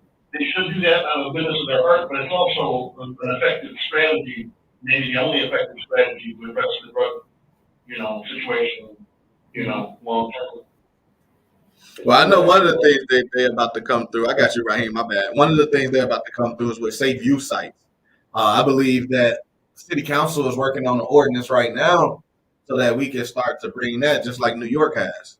And so some people feel that allowing people access to spaces where they could go and use their drugs and have people right in the vicinity in case they, potentially OD or something like that would be better for everybody included, So that is something that is coming. So It's sort of like they have in Europe and Amsterdam, where everybody goes the drug got the needles, they got it. Yeah. Oh yeah. They got that in New York and they're about to bring it here. And it's been successful? Yeah. At what? That's the clue. Deaths. Preventing? Yeah. Slowing down people dying, yeah. So, like, people is gonna make money off that type of idea, right? Mm-hmm. My whole thing is, like, can we really believe like anything that someone from the government says about drugs, controlling drugs, after like 10 years ago the opioid epidemic and all that, 30 years ago, crack epidemic, and out of the north and all that. Can we really believe what they say about them? They can't control drugs. Well, I could tell you this much: the epiphany for me was when they used to say a war on drugs. The war on drugs started in the 80s. And then after about 10 years, I said, wait a minute. If there was a war on drugs, how come we fighting behind the front lines? Most wars are at a front line. Nobody's gone to Colombia. Nobody's gone to Mexico. Nobody's gone. Well, we did go to Afghanistan, but what did we do? We went over there as military people and took the drugs and sold and brought them back to America and made money. The military people did. So they were at the front lines, but they were at the front lines collecting it to sell it, But, you can't say a war on drugs. The 80s, man, the 80s was crazy. I mean, all those movies, Miami Vice and all that, that's because the war was right there in Florida. I remember being in Florida one year, I think it was around 88, and I was on a plane, the guy says, yeah, they had a major shootout on the freeway right there. I'm like, a shootout on the freeway? He said, yeah, the DEA and the cartels and the Medellin cartels. And I was like, on the freeway? I couldn't even imagine that. He said, a major shootout back then. But it was kind of known that, people were shooting people up for corners back then, and they were taking over corners. And I would always say, how is there a war on drugs when we don't even fight it at the front lines? It's always behind the scene. Mm-hmm. When you know where it's coming from, go to where it's coming from and stop it. That's all I'm saying. That's what I was saying earlier.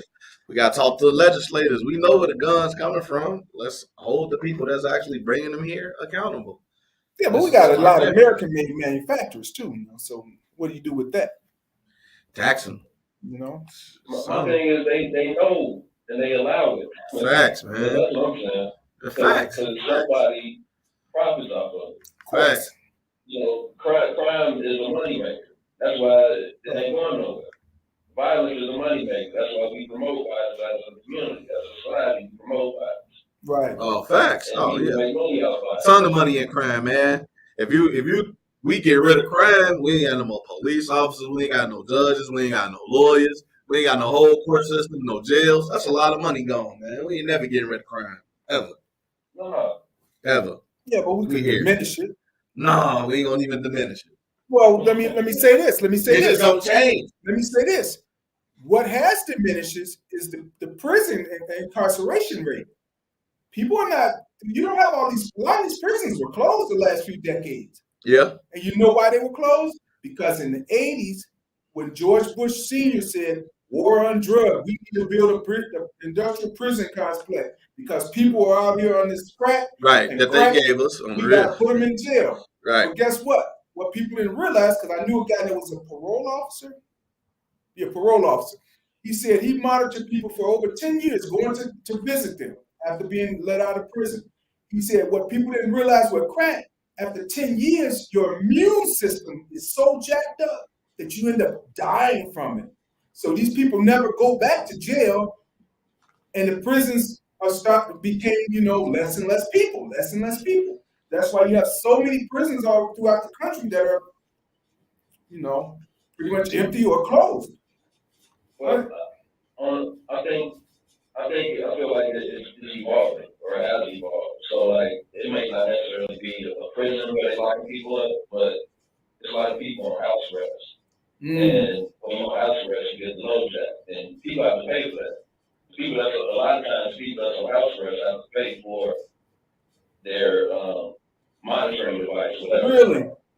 Yeah. That's a money maker for that system or that industry. Yeah, like the homie Ramil, they had to have him go through anger counseling or something. If he missed a session, that violated the parole, which could have caused him to lose his job. But this was a man who came out, got a job, went to school, and, got married and everything. But if he misses that stuff, that's going to cause him to get right back on probation and lose all of that.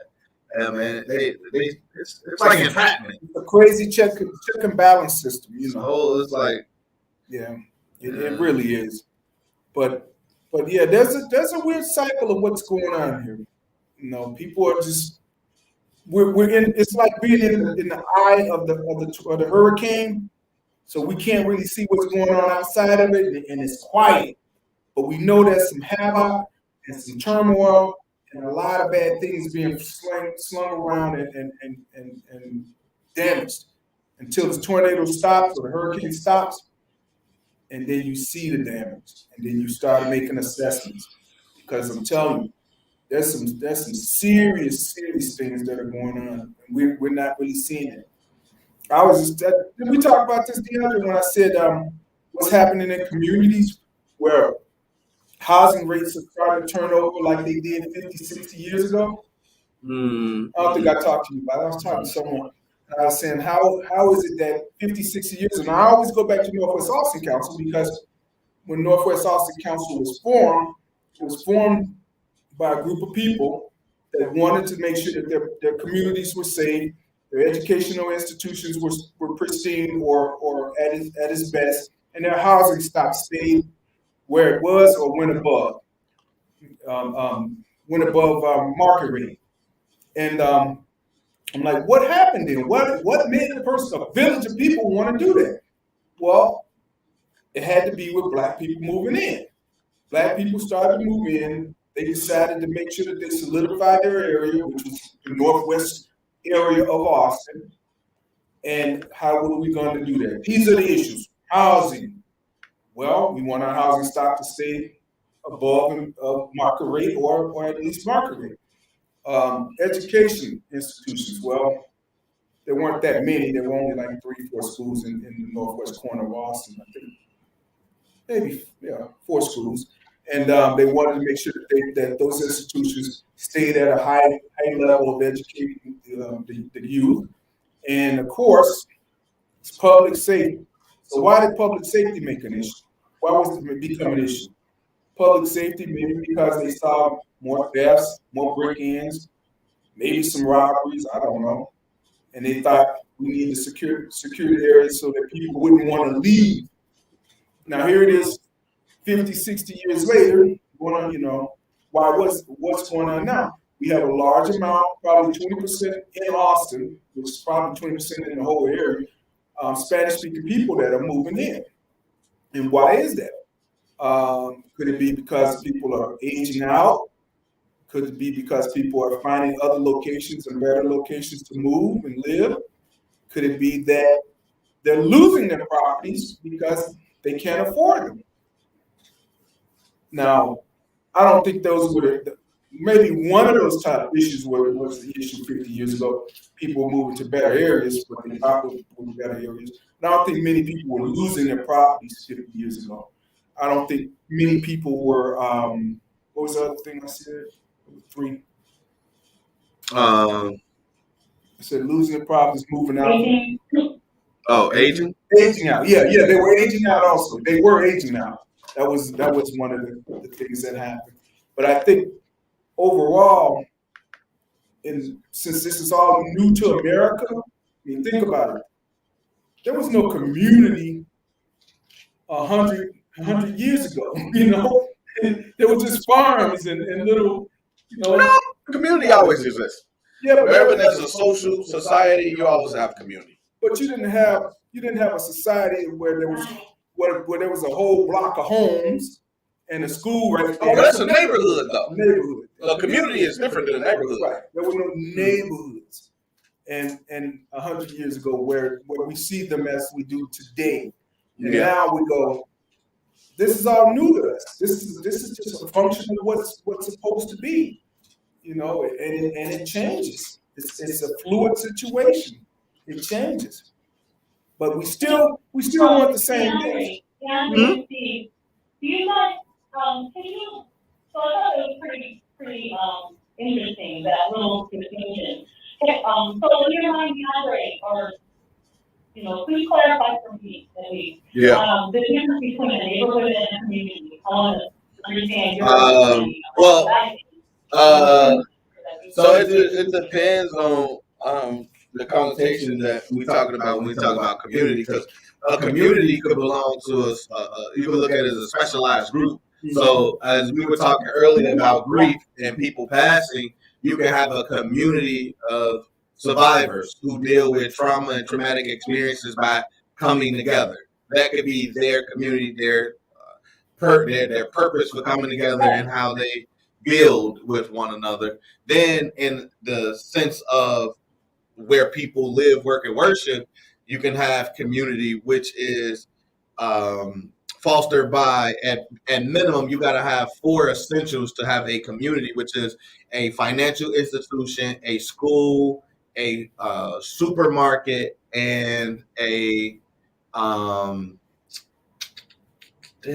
Hospital. hospital and a hospital. Mhm. And if you have those 4 things within a certain mile radius, then you actually have a community. A neighborhood is just a place where like looking individuals live. Okay, thank you. So the neighborhood we would classify as the infrastructure, the actual building. Right. Right. And the location. Right. And yeah, okay. And community is more of a system, huh? Thank you. I would say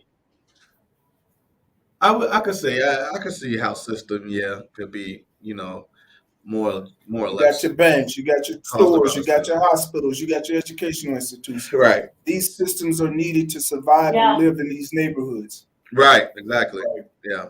Right. Which create a commune. So what does that say about neighborhoods that are food deserts? That deprives them on more than one level. Well, it depends on how do you. I mean, because a food desert in itself is also relative, depending on how you view it. Because, for example, we live in a food desert, but if we took the gardens that we have and actually used them as a garden, then we would have food all year round, healthy food, and we wouldn't have to depend. I mean, the only thing we wouldn't have is hogs to slaughter, I guess. But shit, down the street they got chickens now, so they getting eggs and they got fresh chicken breasts now. So all I'm saying is it depends on how you look at it, and depend on how you utilize what you have in front of you. But you have to have enough. It still would be a desert if you don't have enough. Yeah, I feel like we do have enough, but people got to go out there and till the soil like they used to. You can have all you need if right outside, because we have a bunch of urban gardens, but people aren't going to go out there and tend to it the way they need to. Man, I got a question for Stephen and DeAndre, but also for everyone else who maybe has an opinion on it. And so, how are things in your community, the Austin community, say compared to 4 years ago? Are things getting better? Are they getting worse? Or what's your feeling on that? Well, let's look at the pillars of the organization. Let's start with public safety. Public safety, according to the books, in Austin, the numbers are looking good. The crime is down. I don't know which crimes. Violent crime, shootings. Just violent, just in general, what you consider violent crime. The only thing that is really up that I continue to hear about is the vehicular hijackings and robberies, thefts, and things like that. According to the books say it looks good. Yeah. But when you're living in it, you see it. You still see it every day, and you kind of feel it. Are we getting a lot of more people tapping us on the shoulders and saying, hey, this problem? No, we're starting to hear a little bit of it going down. I could say in the 40 blocks. The 40 blocks have been kind of somewhat stable the last, knock on wood. Yeah. Last year was they didn't have that Kim Fox shooting last year. What was that last year? No, that was the end of 21. Yeah, I was that was 22. Yeah, 40 blocks. We didn't have any murders. We had mutual combat. Yes, some shootings, but we didn't have any murders in the 40 that I can actually say. Let's go to the area of housing. Well, housing is a big issue in Austin, and definitely the 40. People are turning over homes every day. We see new faces, new people that are moving in. Almost on a monthly basis, pretty much. The housing stock, as far as let's just talk about numbers.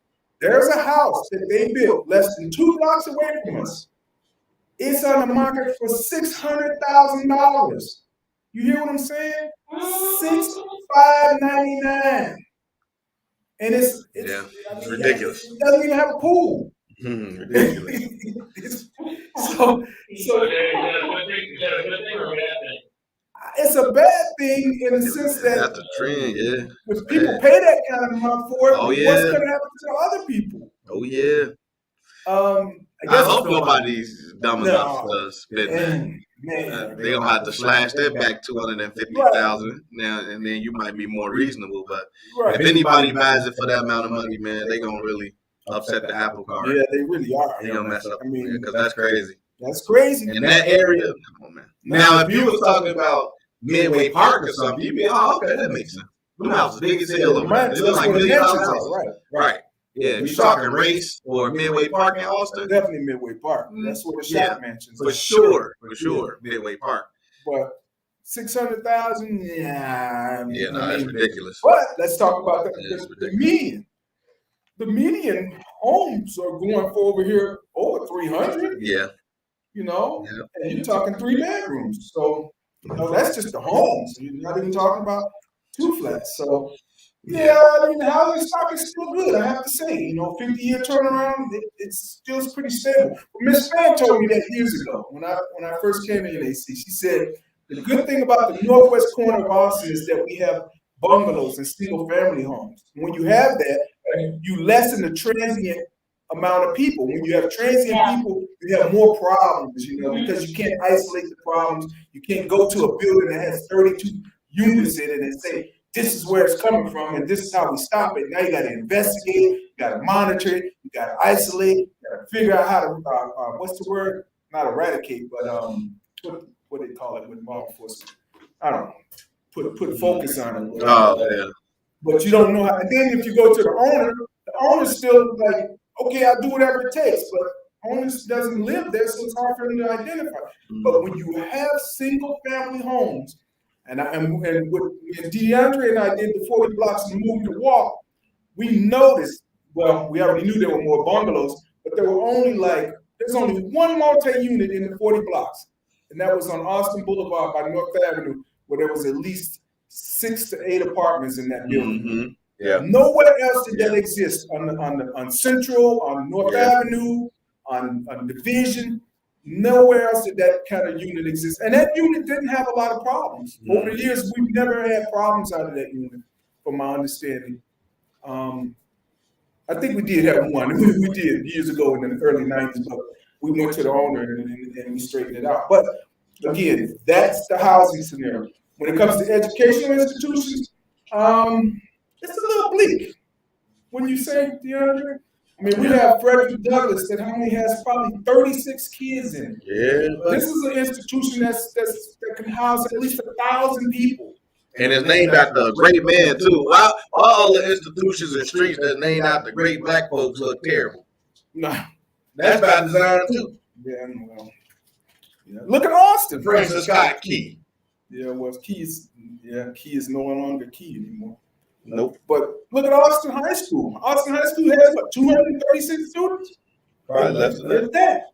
This is an institution that, when it was built in its heyday, big, beautiful school. This school housed 2,000 students. I had when I was doing my canvas right on Central and right before Augusta. It's a man over there that got a Austin Tigers 1971 in his window. White man. Still living in the hood in the neighborhood. And we was chopping it up about him going to Austin and stuff like that. Yeah, when you pull them yearbooks out, it's all white folks. They had a bunch of stuff going on too. Right. I mean, you look at some of the other grammar schools. Brunson may be one of the better schools. But I think you knew what's wrong. I think Brunson, they actually busing kids into Brunson, if I'm not mistaken. I see buses out there sometimes. But inside the 40, we got St. Angela's, and we have Ella Flagg Young. Ella Flagg Young, I think their enrollment is down. They used to bus out. They built a whole annex to the building, which I don't know if they even utilize all of that school like that anymore. St. Angela, which has always been good for educating its kids on the private school level. They used to give out pretty good grants for people to come in and bring their kids, at a nominal rate. I think they're doing okay. I don't hear anything bad about them. Mm. They built their campus up a little bit more since the church is no longer there. But I would like to say things are somewhat stabilizing and moving in a trajectory of a positive direction, or as they say, fair to middling for all three topics: public safety, education, and housing. Where's Ella? Ella, are you on? This Ella right there. Oh, Ella Houston. Can you hear me? I just muted Yeah, her. I can hear you. Okay. Ella Houston, are you there? I guess not. What about you, DeAndre? Was you concur with that? You know what? I was. Are we talking about just the last? How many you said? 4 years? How many years you The said? last three. Well, yeah, well, the last 4 years, I mean, you got to figure in also the Pandemic. That was part of that time. So that was part of the special. It's interesting, right? Because with the work I do and just in general being in community, you get to learn about all the wonderful things that's supposed to be taking place. So we got a quality of life plan, right? That's supposed to be developing Austin further than it had been before. And I think while they've accomplished a great deal of things, there's still some things left to be desired. There has always been this idea that they have yet to come to the north part of Austin, which in some cases people view the north part roughly once you cross Chicago Avenue, and so it's almost like, well, what is taking place in Austin once you cross Chicago Avenue? Seriously. And then you also have to consider some of the things that are coming here, like Build has put a new location. I mean, I suppose you could call it North Austin, where they just put the new boys and girls, not a boys and girls club, by the hands club. That's nice. That's a nice, cool addition. Mm-hmm. But that's on the 1800 block of Laramie. Would you consider that North Austin? Still Austin. Yeah. Austin is until you get across Grand. So 1900 Austin, because on any map you look at, Austin only go to North Avenue.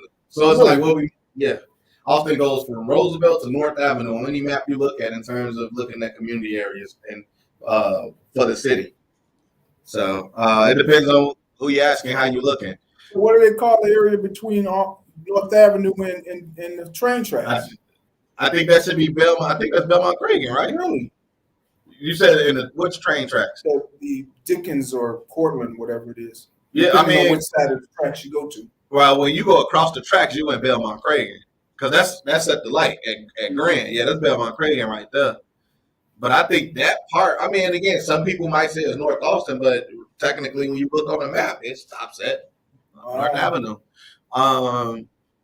But I say all that to say, like I say, people have said crime has gone down. I still think that there's a lot of inadequacies that have yet to be addressed. We lost the store, Save a Lot, which was terrible anyway. It wasn't like we lost a big institution at all. They was trash, to be honest, but we haven't got anything to replace them, though. So that doesn't sit well with the community. It's taken forever and a day to actually build along Chicago Avenue, which was supposed to be the economic and business corridor of Soul City, so to speak. And it's taken forever to build along, COVID withstanding. So we still haven't had the 40 acres and yeah. I mean, all I know is this. The reason why I asked you that question is that when I was a kid, we had more available to us than we have now in Austin. And I'm still trying to figure out. But that's not 4 years ago. That's not 40 years ago. But when I was a kid, More available in terms of what? I mean, there was more. First of all, the school, right? So being a substitute at Austin High School, I got a chance to look at all the things that don't exist anymore. No more ROTC, no more swimming, no more marching bands and football. All of these things that we had in 2005. Like, we're in a richer country since 2005, but the neighborhood has gotten poorer. Even then, you know, we had different stores. I mean, we don't even have a Walgreens anymore. We literally don't have a Walgreens in the Austin community. We have two. Where? North Avenue and Central. Oh, North. Okay, North and Laramie and Madison. I wanted to kind of jump in real quick. And you said Narragansett? Laramie and Madison. Oh man, them trash. Them Walgreens, both of them Walgreens, trash. Yeah. So Yeah, they are. they I mean, yeah, they Walgreens, they trash though. Like come on, we barely got a pharmacy. Seriously, no more CVS. Green on the wall. So what I'm saying is, when we was a kid, all that stuff existed, and it wasn't as bad. Like you go into our stores in our community, lights dim, it's dirty. Everything empty. You like, bro, come on, man. It was never like that when I was a shorty. Worse now. Yeah. Yeah. What you talking about, B-boy? Yeah. Mosaic? No, I was just trying to answer the gentleman's question about him saying in the past, he asked if anybody, you and anybody else in the Austin area, like about, you know, the past 4 years. Actually, crime in Chicago has actually went down over the past 10 years. Crime is actually going down.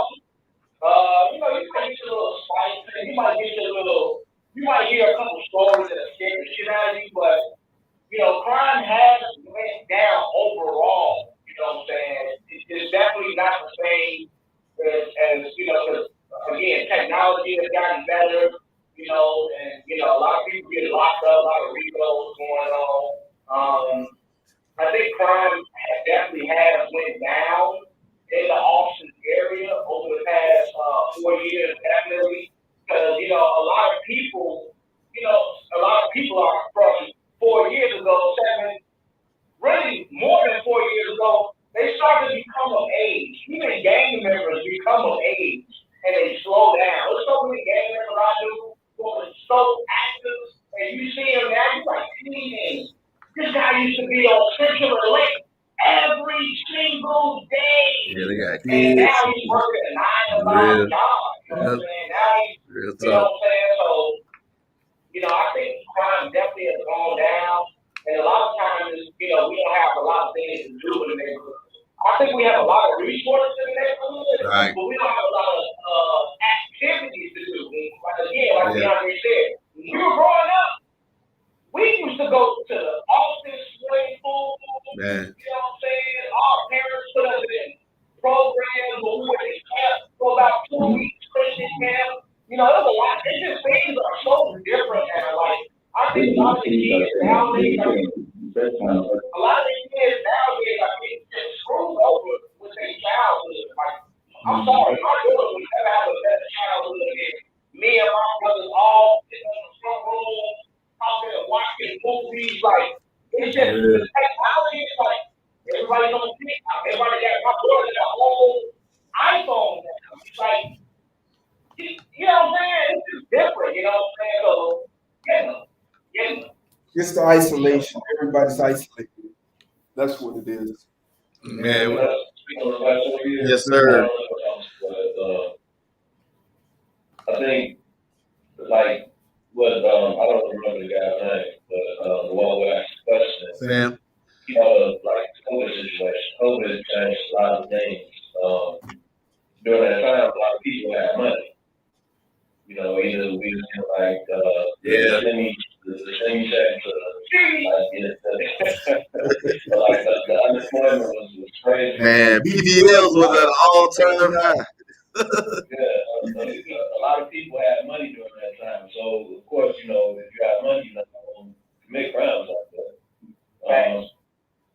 And then for a year, everybody's in the house. Mm-hmm. But they did say domestic violence went up during that time, though. Oh, yeah, that's true. Yeah. They said that went up, so that was, you know. But speaking of what Raheem is saying, though, everybody had money, crime went down. We be sitting here knowing what the solution is. Every time we have these conversations in any medium, everybody always say, We got to give people jobs. We got to give them economic opportunity. We got to give them economic freedom. Whatever, however you want to put it, however you want to slice it, it always come back to people got to figure out how to put some more ends in their pocket, man. And we know it. That's why I'm saying the world is much richer than it was in 2005 when I came out of high school. And then to go back to that same high school, same big, beautiful high school that's right in the middle of the neighborhood, which should be a jewel for the community, it does not provide what these kids today need. And that's crazy because the world is much richer than it was in 2005. The U.S. is much richer. What you mean by provide for the school doesn't provide? I mean, if you're talking about being a structure where kids can go, then it does that. But I'm just saying, like, we had the extracurriculars. I mean, they had bowling there, they had band, they had swimming, they had gymnastics or dance, they had little studios. I mean, there was so much you could really get into in 2005. Again, it was a much different time. And then you just try to figure out like how, and then to me, it comes back to the people that we put in office. We are not sending our best and brightest to office. All we keep doing is sending the same people that sound good, that's most connected probably to either businesses or unions that can put them on Front Street and market them better, and we ain't getting nothing in return. Like, come on, man. That's the problem. Yeah. That's the problem, but amen to what you were saying there, DeAndre. I think that's a real important point and something that people don't think about very much. You have a school that's there, but it's hollowed out, and there's a lot of institutions like that. These are things that we had as a community not so long ago, and so people need to be aware of that and fight back because money in this country it's not allocated to proper things. Right. And I say it all the time. We need to raise the level of intellectualism, man. We need to make it cool to be a nerd. All the nerds are winning. When we was in school, the nerds were the people you picked on and beat up. Now when you get out of school, 10, 20 years later, the nerds are winning. We need to elevate the nerds. Period. Yeah, but you can't have, but a nerd gonna always be a person that's gonna get bullied, even if you elevate them. You're gonna just get bullied even more because I ain't gonna leave a lie. In school, I was a very big bully. You feel me? I'm walking up, smacking them, punching them all. You feel me? So that ain't gonna be a good thing. We just gotta get like how I was. Man, ain't nobody with a pocket full of money getting bullied, man. Cut it out. Cut it out, man. What? Bro, hey, what? No, you talking about no, bro, man. If you got a pocket full of money and me and my squad walking up on you all by the way, it don't matter how much money you got, bro. We taking it. Yeah, see, no. And you know what? Man, ain't nobody ain't no adults doing that, man. Oh, hang on a minute. It's not money, it's the ability to make people laugh. I don't care how gangster you are, if there's somebody nerd that can make people laugh, and you know the kind of person I'm talking about, the one that makes everybody laugh. He's not important. I don't know what school you went to.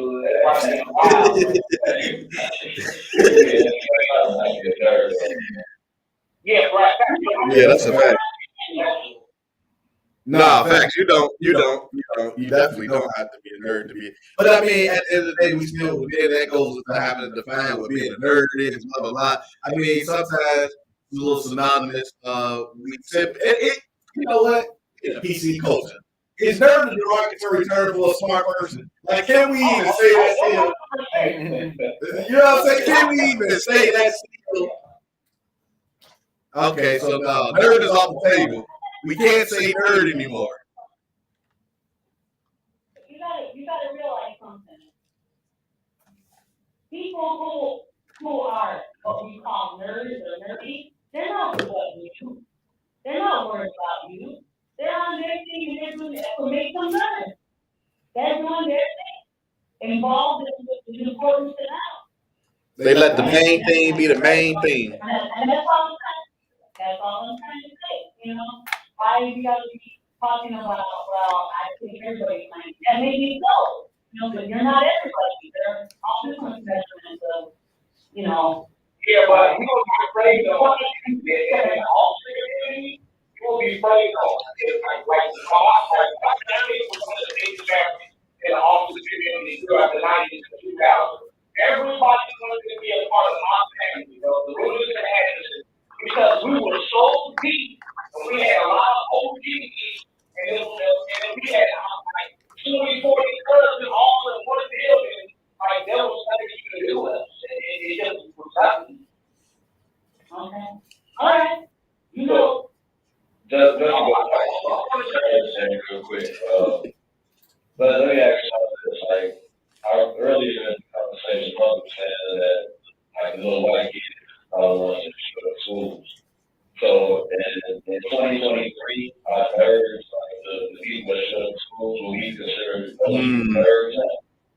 No, it's the white kids, you feel me, who, you know, because when you go to white neighborhood, white people don't know their name, like black people do. You know your name because you walk up and down the block, boom, boom, boom, boom.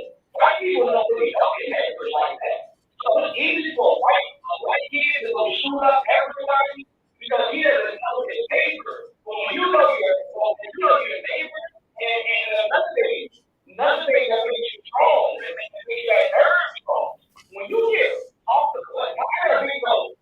My uncle called me nose man. And I hated that. That made me strong. Those little nerdy kids, you can't say that to them. I'm not even say nerdy. The kids who have the mental, like their mental is off and they get angry really quick. Like those kids, they don't know how to, they never been jumped on and been picked on enough to build that talent, that strength, that strongness of, you know, being Chicago young.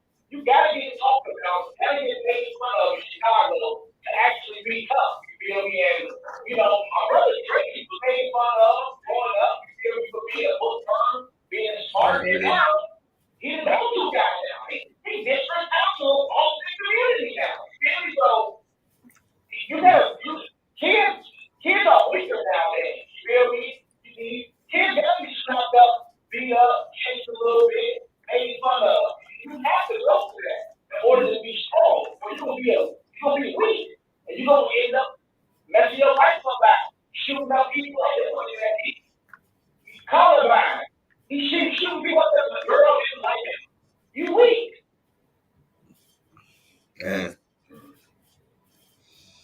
Yeah, it's a different, I mean. But you know what? I mean, you know, all right, so each generation breeds a different, more empathetic child. And it's like the people that came before us was looking at us like, man, y'all soft as hell. Now we looking at them like, man, y'all soft as hell. Now they gonna be looking at them like so it's like what are we devolving to? You know what I mean? As a group. You know what I mean? Because they can think that about youth and soccer teams, though, DeAndre. yeah, that's what I'm saying. That's what I'm saying. You know what, though, Jay? Would you agree that me and you are stronger than our mother and father? I think we are. I think they're weaker.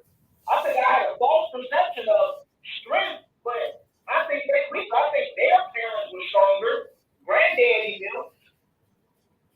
I think we're stronger than our parents. If you ask me. That's a good question. I don't know how to answer that one. I think we're stronger, bro. So when you say stronger, like when you talk about strength, what do you mean? So when I talk about strength, like mentality? Yeah, like mentality wise, I think I made probably more than my mom and dad. You know what I'm saying? You know, because I think, you know, I'm probably a little more than better opportunities, but I'm also a go-getter. I'm also a worker. You feel me? I'm also at a YouTube channel. I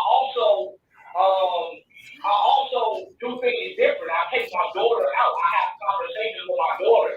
You got things like that. You know what I'm saying? I got skills. I know how to build a website. I got skills outside of just a 9-to-5 job. So, and our parents, they wouldn't sit down with us, talking to us, making sure we had things right. They wasn't smart about investing. So I think they were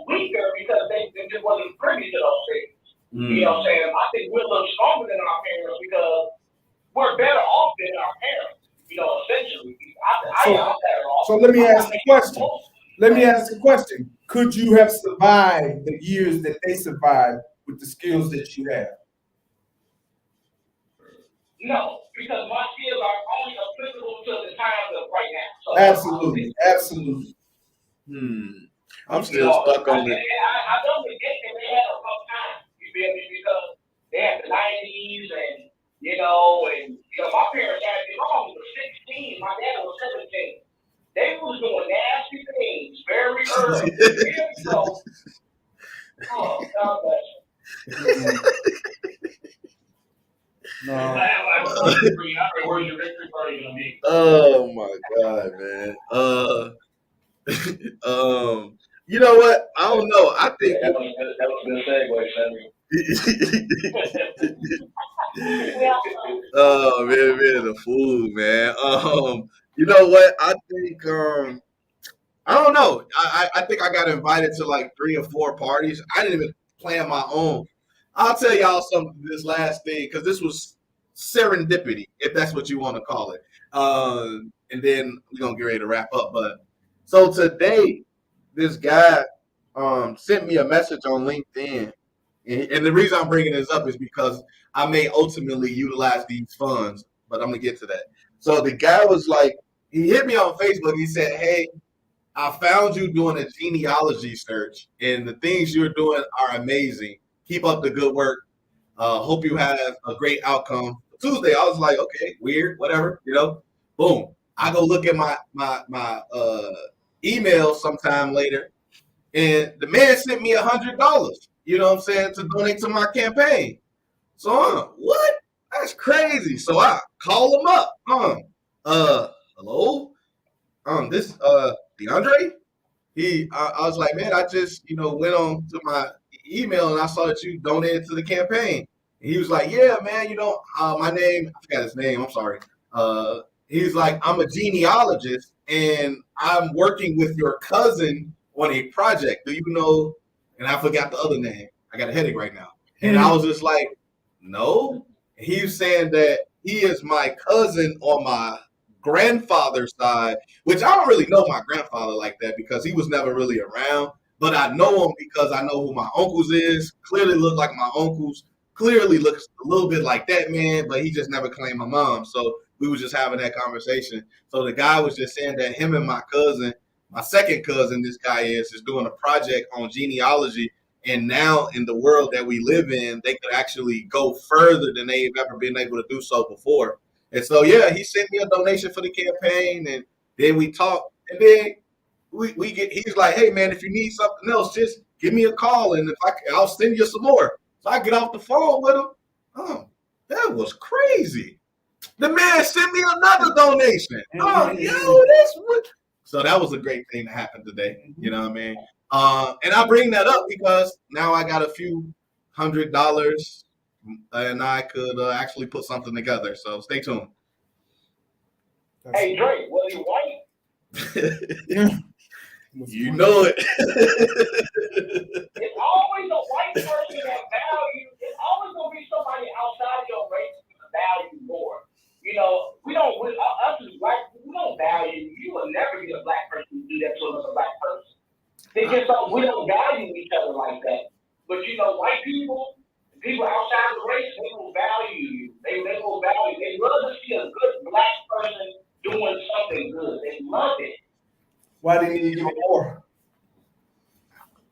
You said why didn't you give it more? Yeah.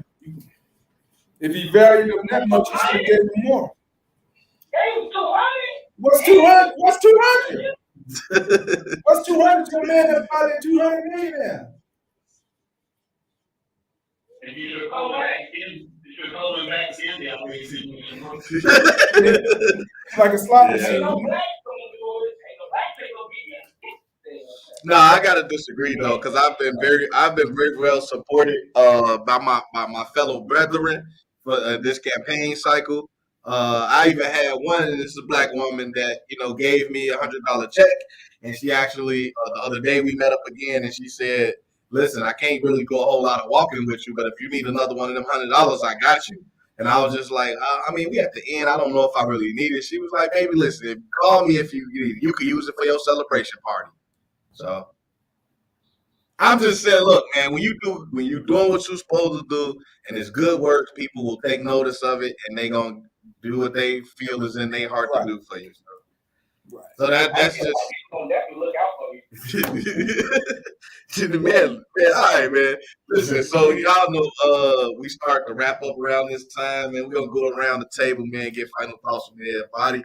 So I'm gonna take it to Sam first. But I'm pleased I could have conversation most Sundays I work, but I was free tonight, so I wanted to jump in. And I think it was a real interesting conversation. Not everyone spoke, but most people that did, I found interesting, and I wish you the best of luck on Tuesday. Oh yeah, I'm sure you'll win. yeah, we put our work in. You know, I'm looking forward to Tuesday. Jose. Oh, you know What did he say? See y'all next Sunday. Oh, Diana. I appreciated the time and all the opinions, that was, really interesting conversation. I wish you the best for Tuesday, DeAndre. I live on restricted income, so, I didn't actually donate to your campaign, but I did keep working. Yeah, facts. Coming up with really good stuff, DeAndre, and I'm so grateful to you for, taking a job like that, like you did for us. And I put it out there to do that stuff. All right, bet. No, hey, yeah, I'm looking forward to getting more business. Thank you, Diana. Ms. Jacob.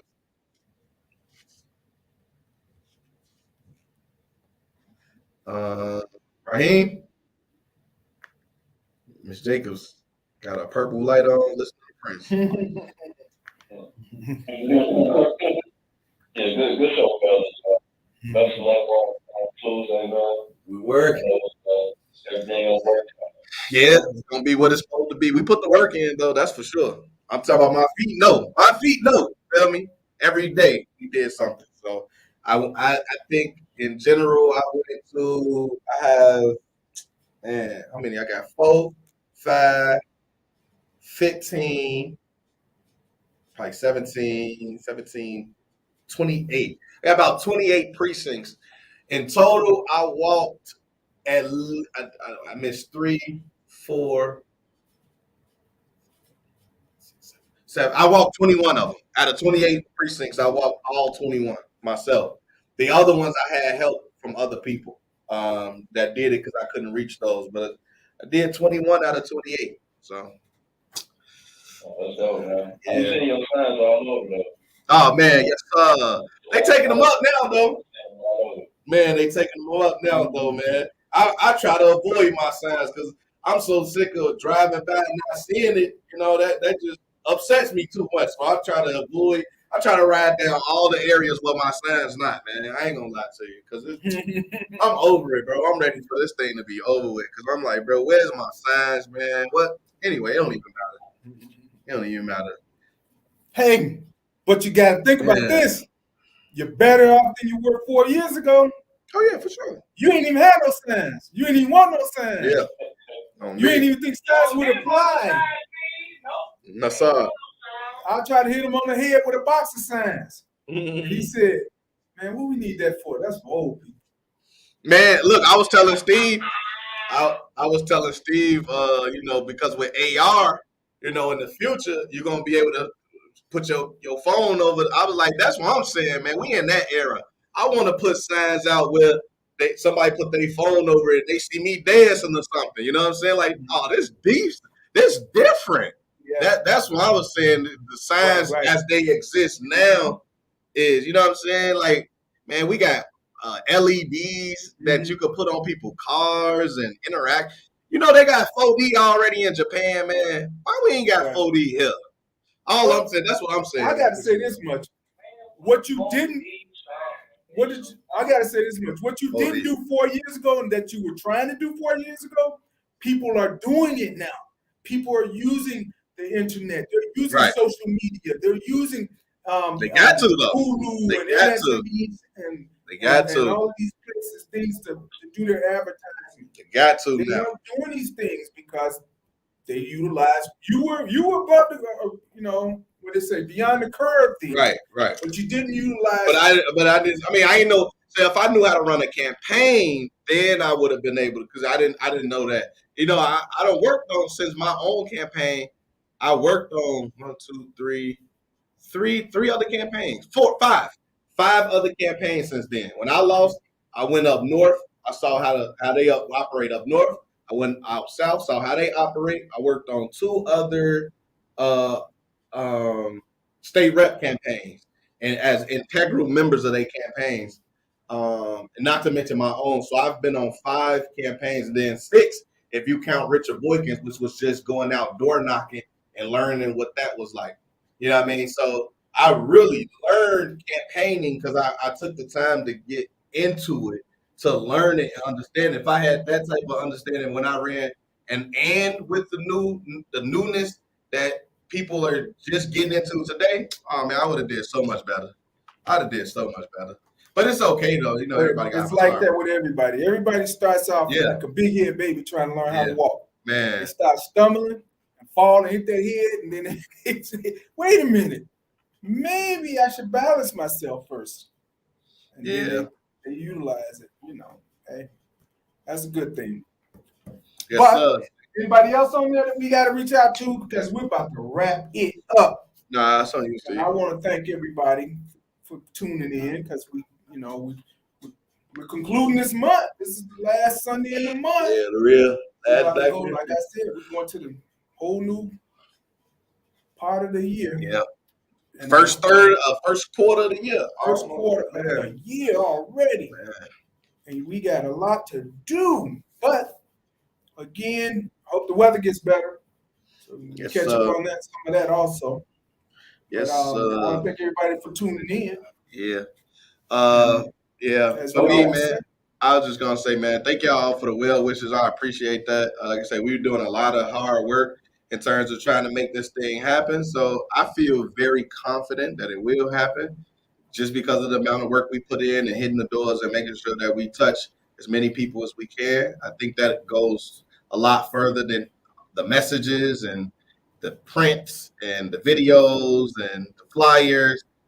Going door to door and making sure people see you and connect with you can't be beat.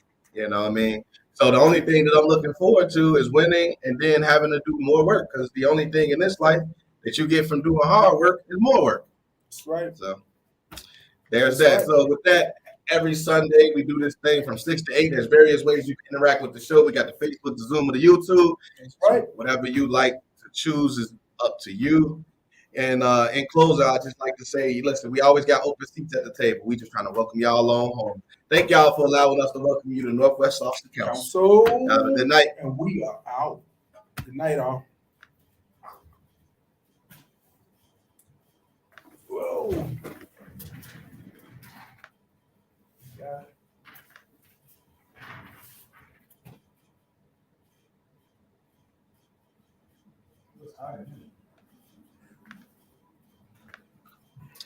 She said.